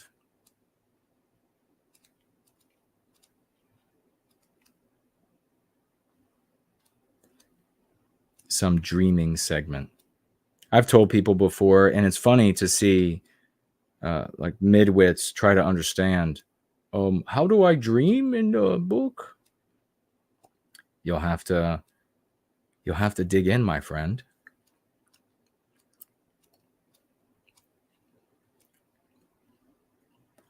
Remember when Mark, the only book he's ever said this of, he was like, wow, it's a big book. I could prop the door open.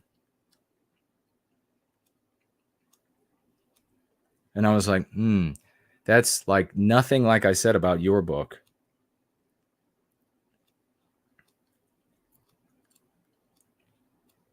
Wasn't like, well, you know, when I ran out of toilet paper that time, your book was really useful, Mark. Let me just say.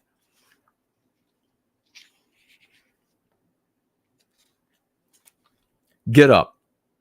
You hear a man's voice urgently command. He's jostling your shoulder. His name comes to mind as you look skyward into his impatient stare, thorns of starlight brightening in the purpling sky behind him. You pull yourself into a seated position and scan your surroundings. Your eyes trace a path over a wide field to a bristling forest. It hems the field on all sides. In the distance, 4 ashen clouds curl over the Blue Ridge like the strong fingers of an unholy giant pulling himself over the mountain. You flinch as croaks and whistles erupt from a flock of grackles rising like a black fan from the distant treetops. "They're coming," says a familiar voice from behind you. It's Jason. He's focused on a spot in the forest. Devin follows his gaze. "I see him," Devin answers soberly.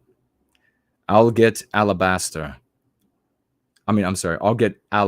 says Jason, as he turns and runs toward the waning light, his strides swishing and crackling through the knee-high grass. There's no time for questions. You've got to follow me. You stand, squinting through the deepening darkness. You think you discern 24 shapes, dirty bandanas covering faces, hands brandishing knives, blackjacks, handguns. "Reader," Devin commands. "Now." He takes off at a trot. You follow, unable to peel your eyes from the threat so visible to Jason and Devin, yet so vague to you. He enters the woods, motioning for you to follow, and a moment later you plunge into the darkness, chancing one last look at the advancing threat.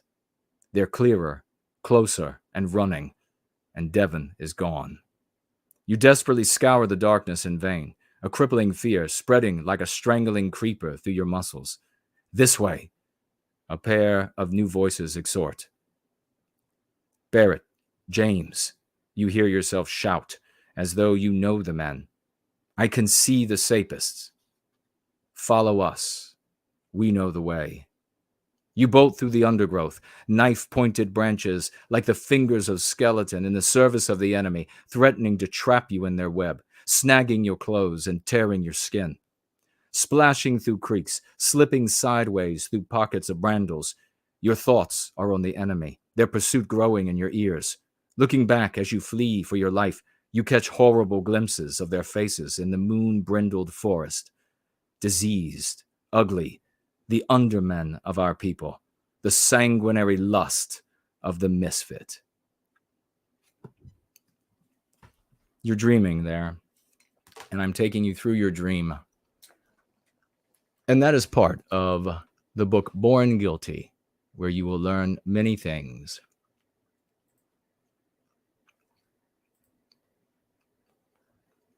Over here,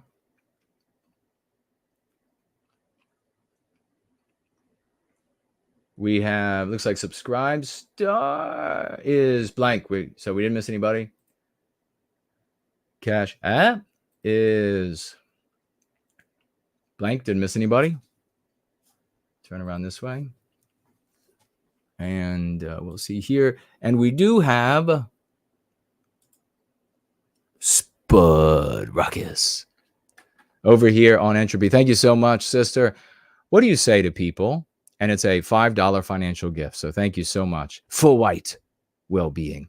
What do you say to people that say we deserve to be, or the reason we are overwhelmed with mass migration is because of the colonial resource extraction regime destabilizing Western countries have done? Great question. And the first thing that you have to do is to not accept those premises. You absolutely do not accept the premises that they're giving you. This is from the anti-white narrative. And there are many ways to address specific deeds of the past, but you need to understand that the argument is not coming from a place of sincerity. This is coming from the anti-white narrative. It's like there are similarities in the real world to movies, but you don't argue the movie because there are similarities in the real world to the claims or etc. So you need to understand where it's coming from when you're talking to someone. And what they've done here is they've given a series of excuses for victimizing white people. You, as I will repeat, do not argue with them about, did white people create colonies? Were the colonies beneficial to the actual inhabitants of these lands? Were people was there persecution, or was there victimization by individual white people at some time and in some of these places?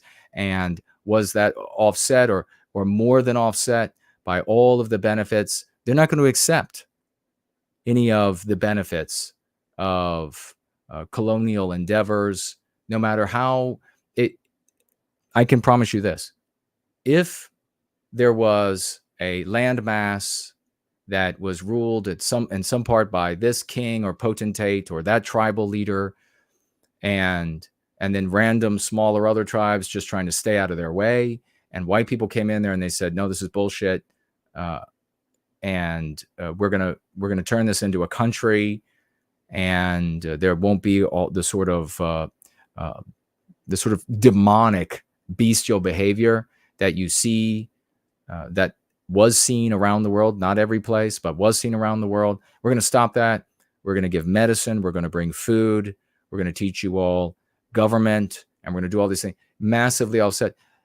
If one non-white person, that's how severe this is. If one non-white person, I had a beautiful white woman tell me, and she was anti-white, tell me that it didn't matter how much good was done for a group of people so many years back, that now they live in the equivalent of a first world country, and they have medicine and they have law, and women aren't preyed upon by roving bands of men and everything else that you can imagine.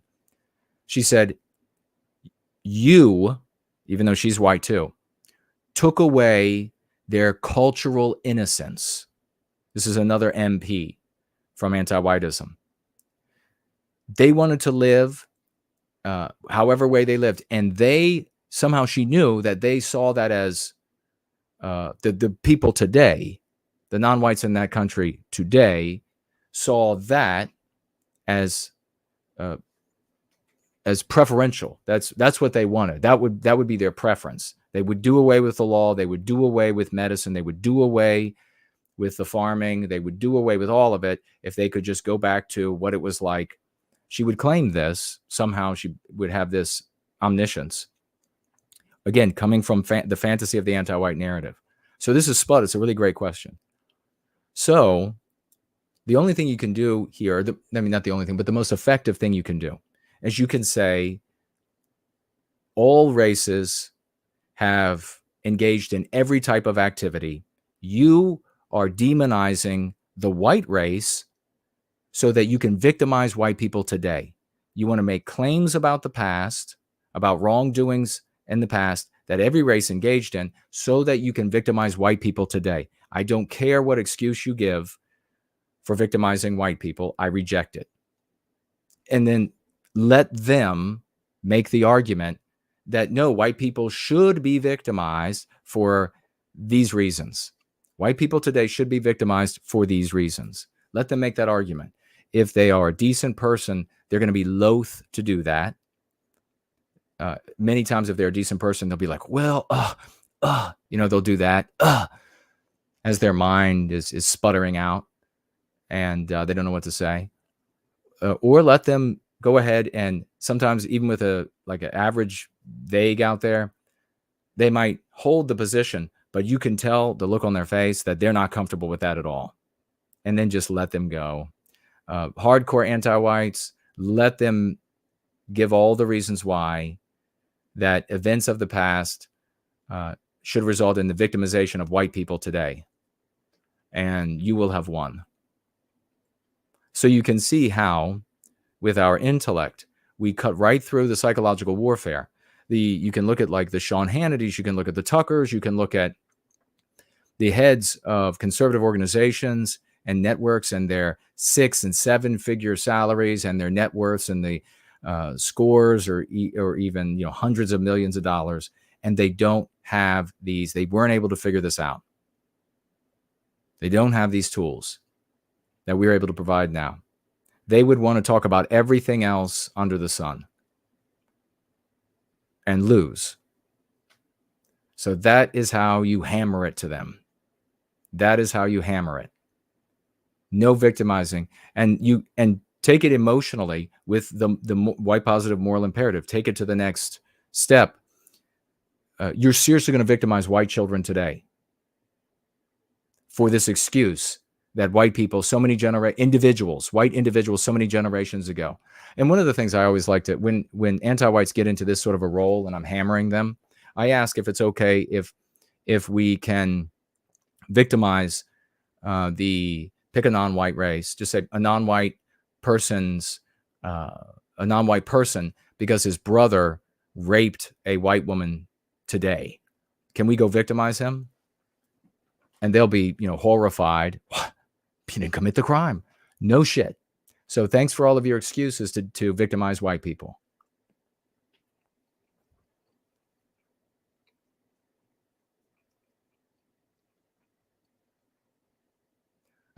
Winged Production says, thank you, Grasshopper.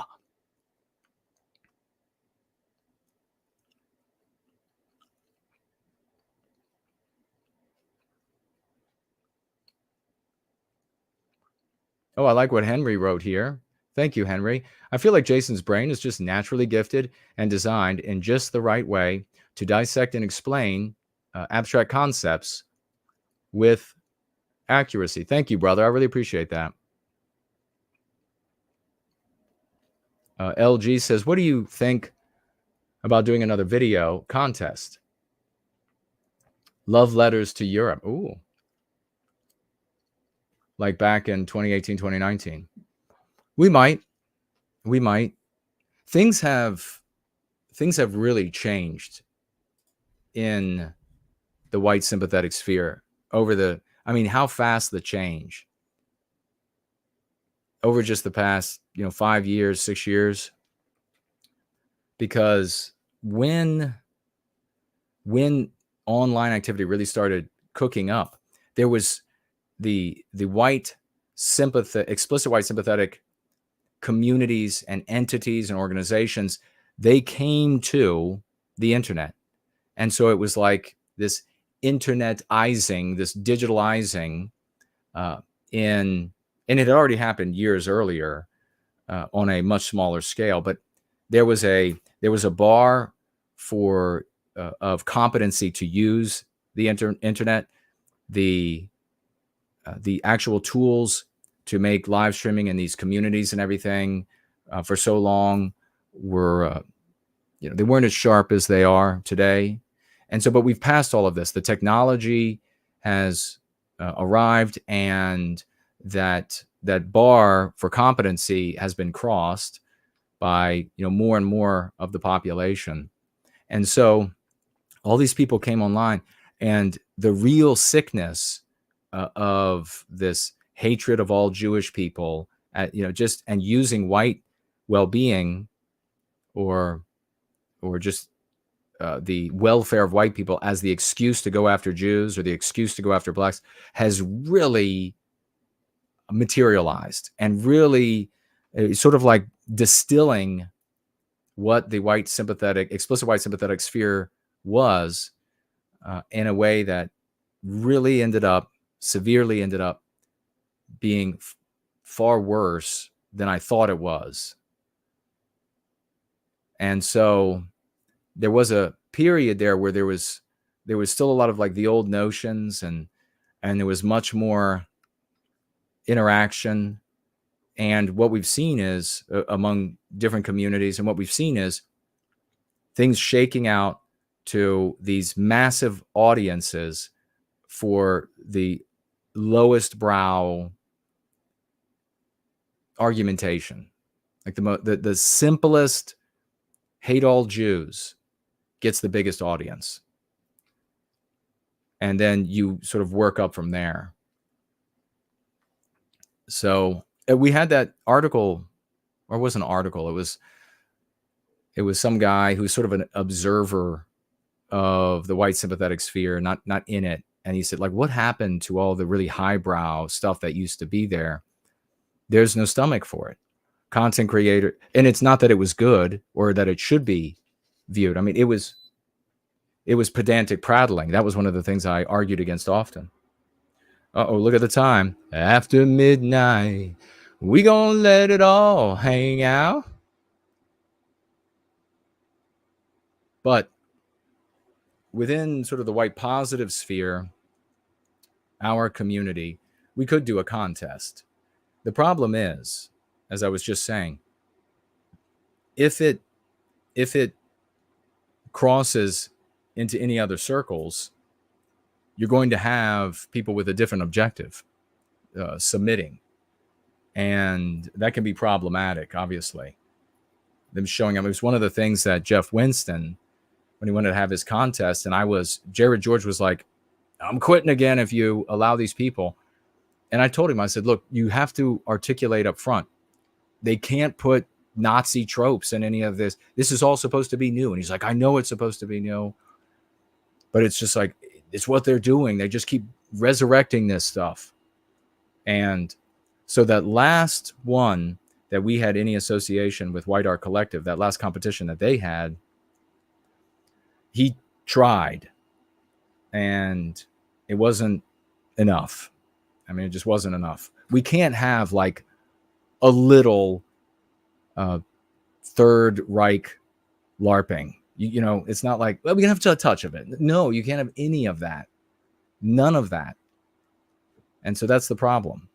And they try to sneak it in. I don't know if you'll remember, but we were doing those Chuck Martell shows and bringing people's music in to play music and create this vibe and this sort of artistic vibe to help fuel the White Art Collective that we were trying to create to be something new and original and white positive.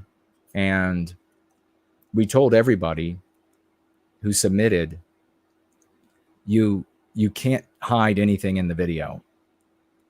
Don't hide anything in the video, because if it's found, it's at odds with what I feel, and that will be an affront and an insult to me. So don't hide anything in the video. And also, it could end up being seen and caught by anti-whites, and then my channel's gone for something I totally disagree with. And all of them said okay, and then a bunch of them snuck shit in. They just have no class. They have no class at all. One of them, a guy I really thought was going to be totally honest and classy. That's how I received him. Took his video. I went through the video. I watched it on slow several times. I didn't see anything. Jared George went over it, others, and nobody saw anything. And then years later, this thing was on my King channel. Years later, a loyal champion of white well-being is watching, enjoying the song, watching, and then thinks he sees something. Then he goes back and he said, I think there's something, a particular sign between these times. I think it's this. He named it. But he didn't have the software to slow it down like I do. So I was like, you got to be kidding me. I went to it. I rolled over it in like regular slow motion. I didn't see anything. I slowed it way down, and there it was. I was like, what could, and I told Jared George, and he lost it. He absolutely lost it. So needless to say, we took it down. You can imagine what the symbol was. Clips is saying Wednesdays works as well. Thank you, brother. I appreciate it.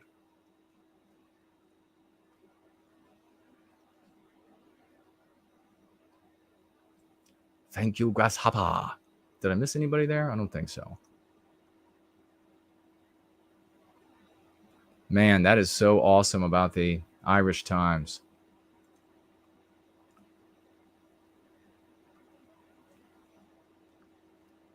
Any other groups out there getting their jargon, getting their concepts adopted by the mainstream anti-white media?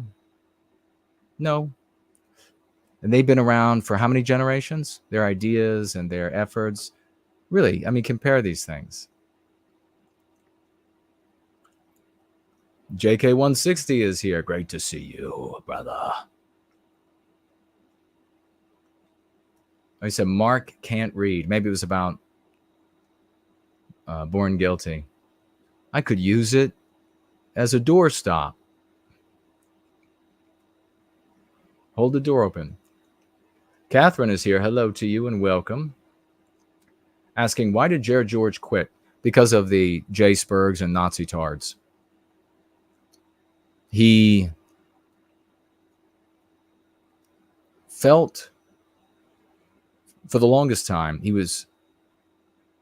felt like we would be able to convince more and more of these types of people that the way to get to the end of our victimization was by go free, white well-being. But what ended up happening was that even though we had folks being redeemed and coming in, we were being attacked still. And the attacks were unending. And the attacks were ending up as being online associations with him and his identity and persona, his face, his voice. And the first time that he really got very serious about it, when he was getting very frustrated, was through the vector of White Art Collective. And he pushed back hard. We had very long phone calls with me, Jeff, and Jared about White Art Collective. And he pushed back really hard. And he wrote private emails to a bunch of the contributors to White Art Collective and asking them, American Zarathustra and the rest, and saying, I cannot be associated with you in these messages because you do this and you do that and you talk like this. I'm going to have to leave White Art Collective if you continue. And they continued. So he left White Art Collective. And time went by and we were still getting attacked, but it was what it was. And I think he was still longing for to be able to participate in the artistic community. And I was lobbying him to do so. And so he decided, he went back, joined White Art Collective again.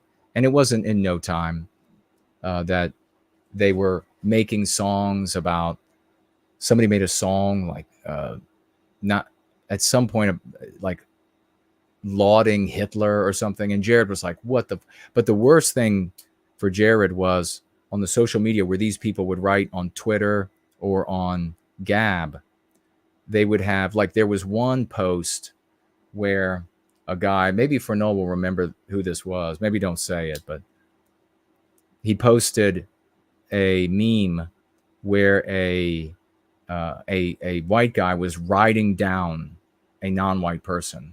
And the whole message was there, that it was time to lynch non-white people.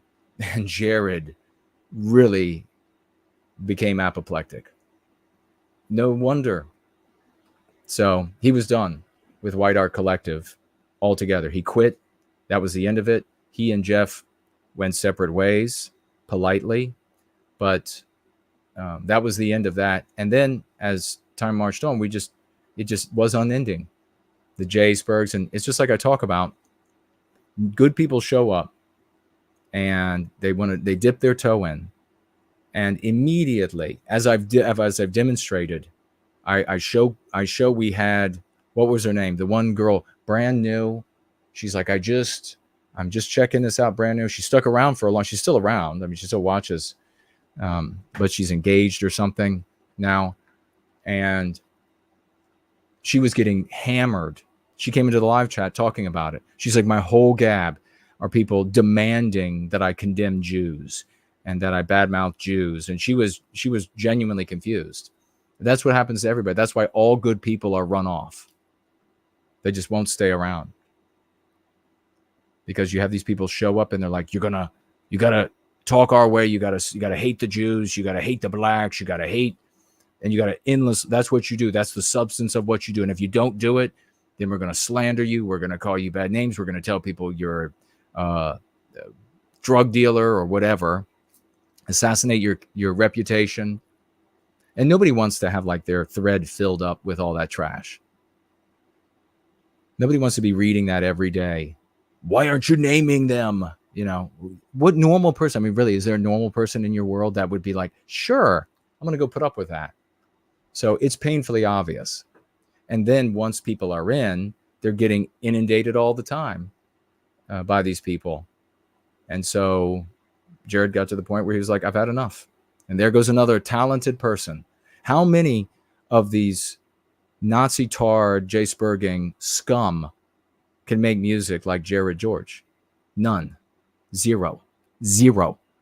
So we had Jared George with talent. He could sing. He could play music. He could write music. He showed up. They've run him off. So whenever you want to know, like whenever you look around and you're like, where's the money? Where are the talented people? There's your answer. Why does the other side get to have all of this X, Y, and Z? There's your answer. We don't get to have any of it. There's your answer.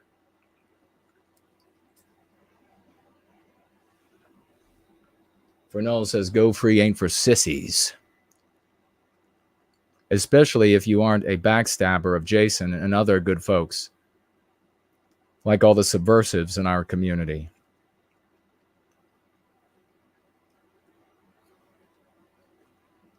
Right. First, last, making great. We're not all good people. You have good people that are here, great people, marvelous, wonderful people, brilliant people.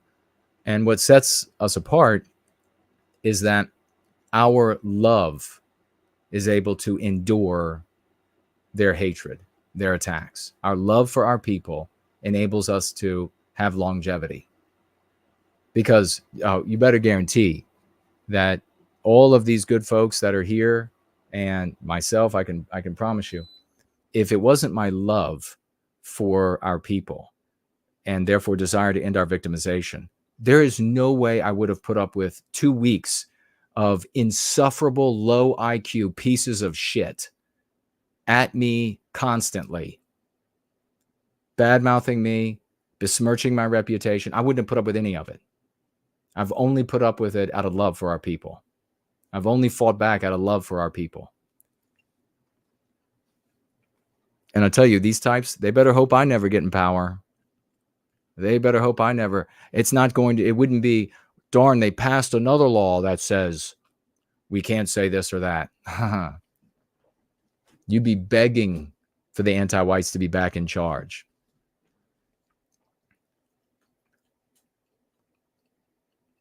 Fernell pointing out he's been doing outreach for 5 years and have endured attacks from all sides the whole time. Precisely. I've seen, and I'm sure all of you, I'm just talking to the choir, you've been in the position and you've seen others. Like I've seen threads where Fernell is verbally, he's like, like the metaphor would be like a guy with wielding a two-handed axe with one hand, and he has like 7 adversaries that he's kicking the shit out of in a thread somewhere, just knocking them down one after the other. But they just, because it's not actual combat and they can't just die, they just get back up with their Aryan cloud hopper or whatever avatar. When you know what they really look like, the guy I looked up, the guy I found, and they just keep coming back. They just keep coming back. Just miserable, awful human beings. That's all they are. But it's been beautiful seeing when you all are taking, when the scum show up and you're able to just go through them. Like you have the scythe and you're just like swinging that bitch, taking the wheat down. I love it. Art Acrobats is here. Rooster is here.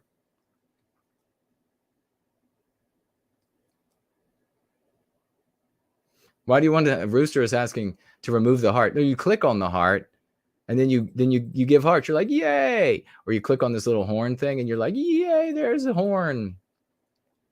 Or 100% like Jason's right. We need one that says white well-being. I would be able to have that, of course, if YouTube wasn't so anti-white. Oh, first last pointing out, like all of these J-Spurgs, they look like Heimbach. They look like Heimbach, and their character is even worse. Heimbach, he's over there having sexual relations with what his right-hand man's best friend's wife, who happens to be, what was it, the mother of his wife or whatever it was. I mean, and then he fights the guy. Scum. And then he flips. And just like I said, just like I told everybody back then, I always with the no credit, that Heimbach is in it for himself. At some point in the future, he'll flip. And he'll start trying to find adulation from anti-whites. And this is exactly what he did. We now call it the Heimbach maneuver. All right. We're going to, wait a second. What's here? Mestizo Carf. This will be the last two. And then we're going to wrap it up. I need to get to work for White Wellbeing. What happened to the Canadian guy from the early TAP episodes? Oh, my God. Oh, my God. Yeah, what was his name? It's even skipping me right now. Oh, I almost just had it. Oh, my gosh. It'll come back to me. Wondering if the reason for leaving may have similar to Jared's reason for leaving. I don't think so, but I don't. It may have been. He never said to us any J-spurging or Nazi-tarding stuff. So I don't think, was it Ross? Russ. Was it Russ? He never said any of that stuff. So maybe. But he literally just disappeared. He disappeared and was gone. So maybe it was that. So actually, Mestizo Carf, that's, I've never speculated. We've always wondered, like, why did he just suddenly leave? And we thought, at first, I was really worried. I thought, like, the Canadian government had jailed him or something. But then we wondered if it had been a girl had come into his life and she had said no. And he was like, okay, as long as I can occasionally have some loving. But I don't know if I told you all this about him. Years later, I was working at the computer late at night, and I was, YouTube suggested a live stream to me. And as I think I was listening to music, and then maybe it ended or something, and while I was working, and like quietly in the background, and it suggested a live stream, and it had some sort of socio-political type of a title to the stream. I didn't recognize any of the names, and it had maybe like 8 people in the live chat. And I just wonder who this is, what they might be saying. And I clicked on it and, looking for friends or contacts. And I was listening to the people on the live stream. They were all an avatar, and they didn't have anything of value to add and not even make a good interview. But then before I clicked off, I suddenly noticed Russ in the live chat. I think that was his name, right? And I was like, what the hell? What is going on? And he wrote to somebody he was talking to in the live, and then the host said, oh, there's Russ, like they vaguely knew him, like maybe he came around every now and again. And he said in the live chat to somebody in the live chat, he said, I used to be like really involved and at the pinnacle of they probably called it a movement years ago. And people were like impressed. They were like, oh, that's really cool. What are you doing now or whatever? He didn't say what he was doing now, but it was definitely like a back of the backwater type of this stream with this handful of people watching it. And there shows up Russ. So talking about how he had been doing this in the past. And that, of course, gave him credibility and et cetera in the present with that smaller community. He did not say anything about This Week on the Alt-Right or Working for That or Starting with Us on tap, nothing like that. He just said there was only a couple, and I couldn't believe it. I couldn't, and then he was gone. Just gone. He was like there for a moment, and just it was like fate enabled me to see. And I immediately reached out to Jared. I was messaged him. I think got it the next day. I was like, Russ is alive. I just saw Russ. That was funny. But I went back a bunch of times because I wanted to try to reach out to him, but he never showed up again. Never wrote in these people's videos or their live chat. And they rarely did videos or anything. So he never saw him again. But, you know, Mestizo Carf, you might be right, because he never talked about Jay Spurging or Nazi stuff and then was suddenly gone. So I don't know. Great question, though. And theory. Russ. Rad Russ. Clips got it. Yeah, so did Franklin. Got it. Of course. Of course. These guys. These champions of white well-being heroes. They're like, Rad Russ. We remember Rad Russ. Spud says, you have to arrive at a point where they start to realize, 1, this will work. 2, all other methods fail and will continue. 2, seeing the amazing answer and continue to. Seeing the amazing answer to my question tonight is invaluable. Well, I appreciate it. Thank you very much. But they also, to add to your equation there, they have to adopt the objective of ending our victimization. That has to be the objective. And if that's the objective, then it's the thing that you're moving to. And this was one of the main arguments I had over and over in the white sympathetic sphere, that ending our victimization can't be something that will happen, but you can't explain how it will happen once something other happens. The stopping of the victimization is it. You can't, and there have been all kinds of, obviously the most obvious is, if all the Jews are gone, then, I mean, come on.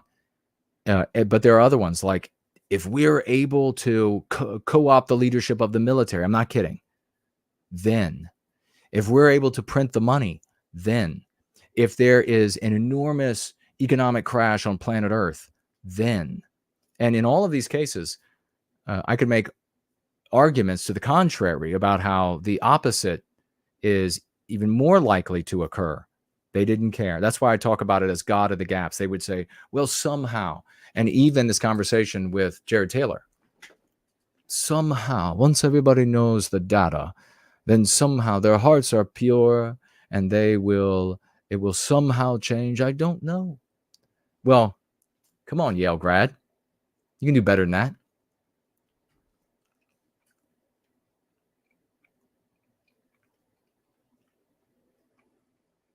Art Acrobat's pointing out that the quartering, I guess his name is Jeremy, he says, using the lexicon regularly now. That's fantastic. We need to get some clips of that, some timestamps, so that we can share, because one of two things will happen as we're getting ready to roll out right now. As we continue to promulgate, if we don't stay out there saying, we're doing this, here's where we say what we're doing, here are the words and concepts we're pushing, and then here are the outcomes. If we don't keep doing that, the J Spurgs, the Nazi tards, they're going to try to take credit for it. They'll just take credit for it, and they say, oh, no, we did it, or this little group over here, or that little group over there. Nebulously, ambiguously, somehow they did these words that they weren't pushing, that they weren't sharing, that they weren't talking about, that they weren't articulating. Somehow it was them. And or they'll revert to the it's just self-evident. Everybody knows. Nobody creates self-evident. Obviously, you would say anti-whiteism. They're already doing both of those. So we've got to keep pushing. I know there's a fear. I saw a comment about what about these different groups, like these Nazi tards and J Spurs and tags. What about them using our concepts and mingling that with all of their filth. And is this problematic? Back in time, more potentially problematic. Every day that goes by and we get more people, normal people, King Dice people, and that guy that we had on the tweet the other day, Joey, I think was his first name, an Italian last name. We get more normal people using the concepts. Then when antags use the concepts, normal people see it as transparently and underhanded effort to get them roped into their filth, and so they just reject it. Like if the Nazis started saying, "Make America great again," we want Donald Trump. If they started saying that, ordinary people are going to look at them and say, "We see what you're trying to do, and it doesn't work. You're scum." And so we are much further along down that path now as a consequence. And the likelihood that they could co-opt and then cause normal people to reject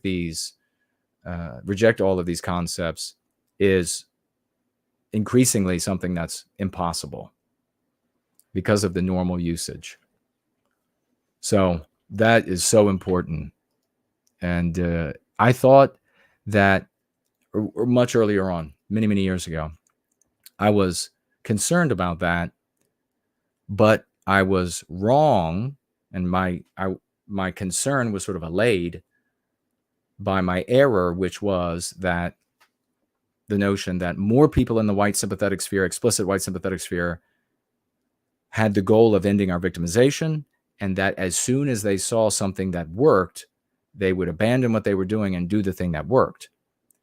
Because I thought then these people all come over and then it will proliferate too quickly, and there won't be a chance for it to be co-opted by antags. That didn't end up being the case. Thank the good Lord and our hard work. Thank us that we have reached enough, and virtually enough, but enough big content creators that are pushing the lexicon, and it's on record, it's on videos, it's in use. So it really will seem as a transparent effort to appear normal to normal people, and normal people will notice that and reject all of the other trappings that the antags bring with them. A glorious roll-in tonight. We spent 4 wonderful hours together, and we covered a lot of good things, a lot of ground, and had some great questions. Thank you so much. Thank you all for the financial gifts. Keep your eyes open. We are going to, do you wish you had licensed those phrases? I do have licenses on some of them. Little do they know.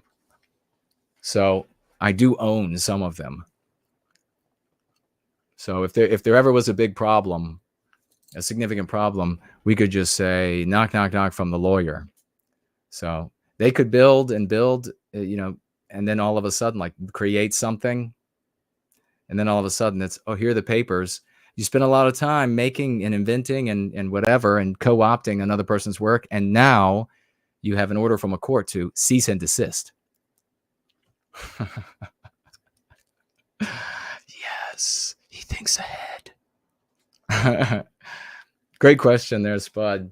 The secret is out. Let's see. Final. Henry, can you explain the difference between white erasure and white genocide as term for us to use? Well, briefly, I'll say that genocide, when you say genocide to the average brother or sister, their subconscious mind presents to them all of the images that they have come to understand is genocide, ideas, victims, victimizers, and the attendant emotions. The overwhelming part of that education is what's called the Holocaust, which was as you know, the extermination of Jews by white people, even though white people, according to the narrative of World War II, saved the Jews from this fate for all of them. So it's white people, though. So when you say to white people, genocide, you are immediately invoking in them the most horrible thing that white people ever did to Jewish people. And that's not a place you want to start with a conversation with one of our brothers or sisters about our victimization. Trust me, you don't want to start there. There are many other reasons as well. Maybe one of the most powerful is that genocide, by way of that same education, by way of news, entertainment, and education, they understand to be the mass slaughtering, the mass starving, the piles of bodies. So they do not perceive as genocide encouraging white people to take non-white mates. They see that as an individual choice. Okay, there's an encouragement, but white people are making this choice to do it.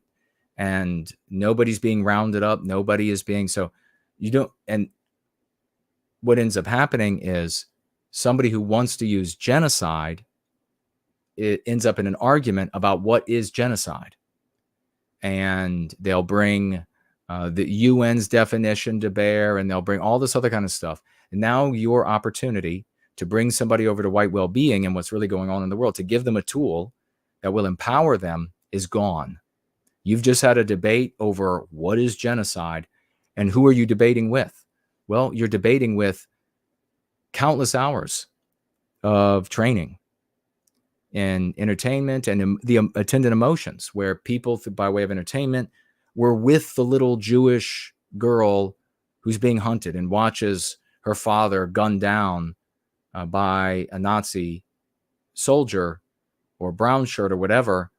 And in that person's mind that you're talking to, feels that moment as real and hates the Nazi and feels awful for the victims, even though that can be a depiction in pure fiction and no real people associated, like no telling of an actual shooting or etc.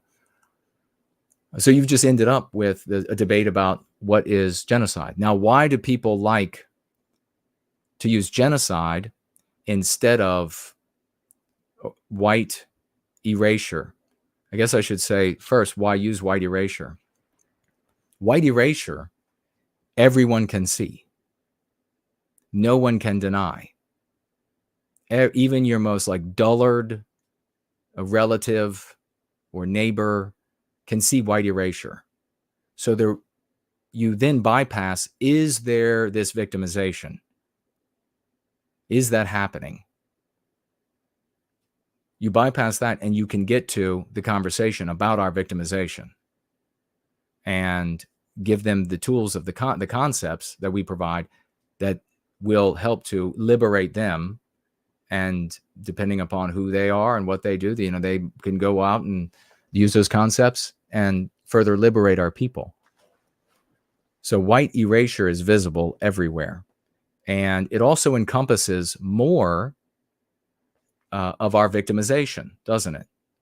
White genocide is just about killing white people, getting rid of white people, or breeding them out of existence, or replacing them. These sorts of things. White erasure is both what happens to us physically and what happens to all of our creations. So it broadens the conversation about our victimization to something that incorporates everything that your audience can see.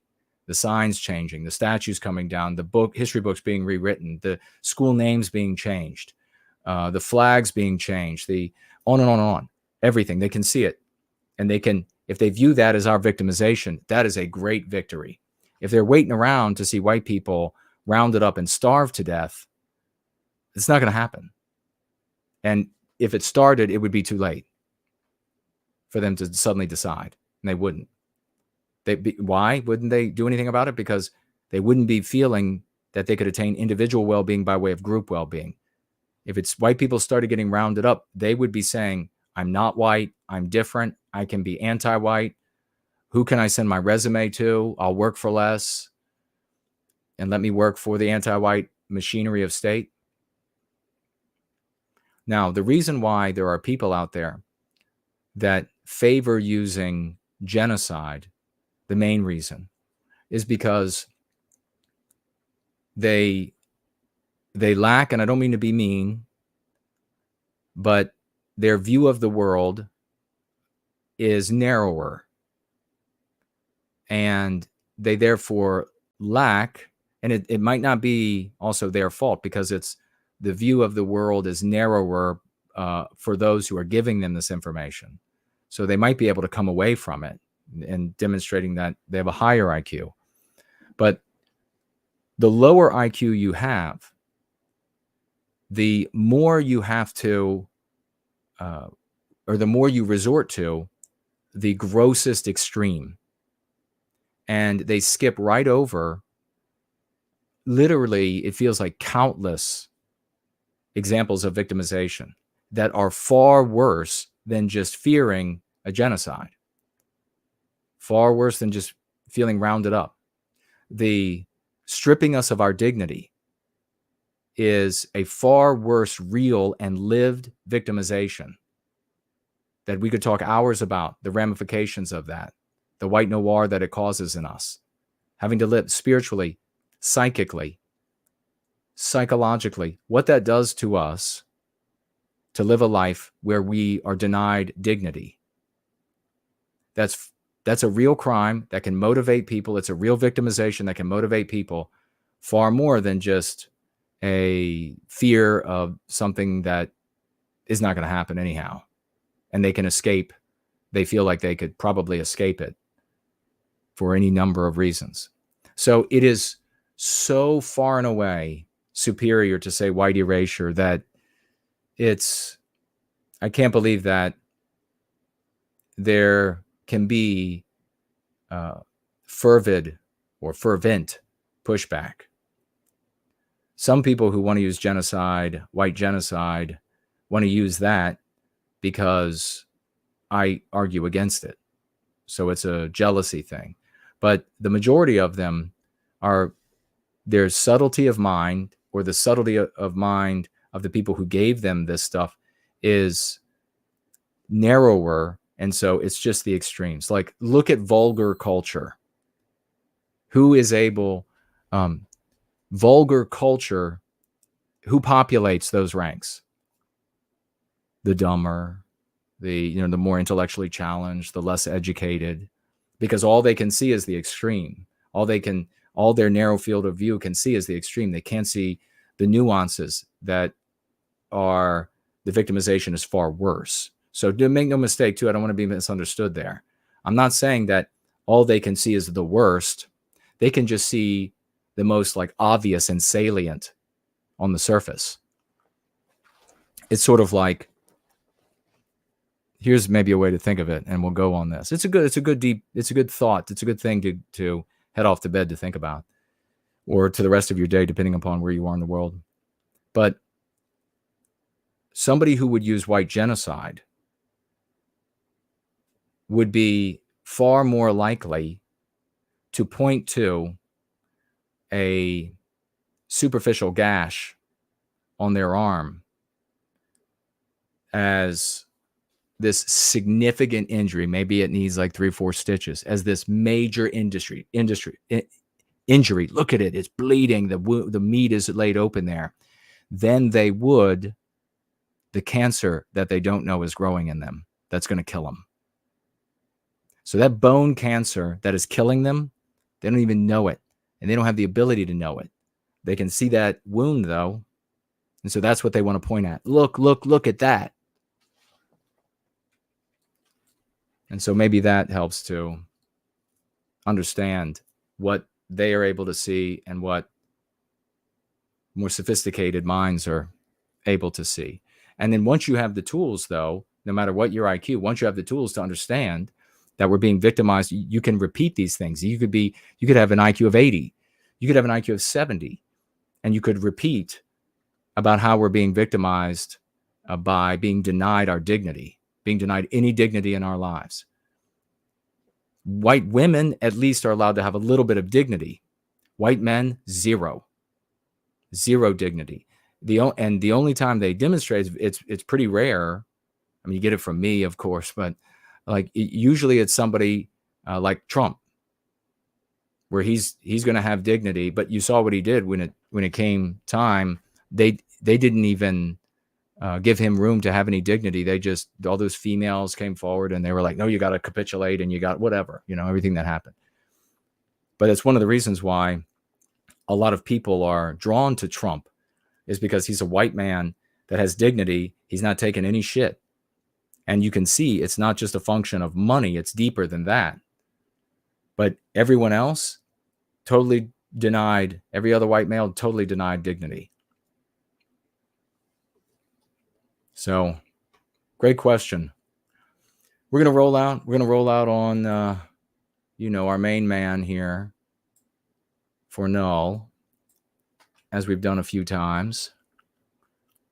I'm a white man. And we'll be back Friday, unless something changes, with a surprise guest. So make sure you're here.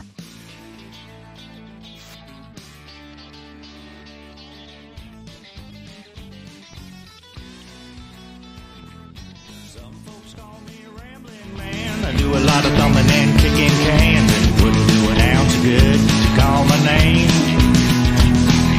Daddy's name wasn't Willie Woodrow, and I wasn't born and raised in no ghetto, just a white man looking for a place to do my thing. Well, I'm out to find me a wealthy woman in a line of work that won't take no diploma, and I ain't got much to lose and life to gain. Some call me a good time fella. I ain't black and I ain't yellow. I'm a white man looking for a place to do my thing. I don't want no handout living, don't want any part of anything they're getting, 'cause I'm proud and white and I got a song to sing. Well, I said a few things and I'll admit it. If you want to get ahead, you gotta hump and get it. I'm a white man looking for a place to do my thing. Now hump and get it.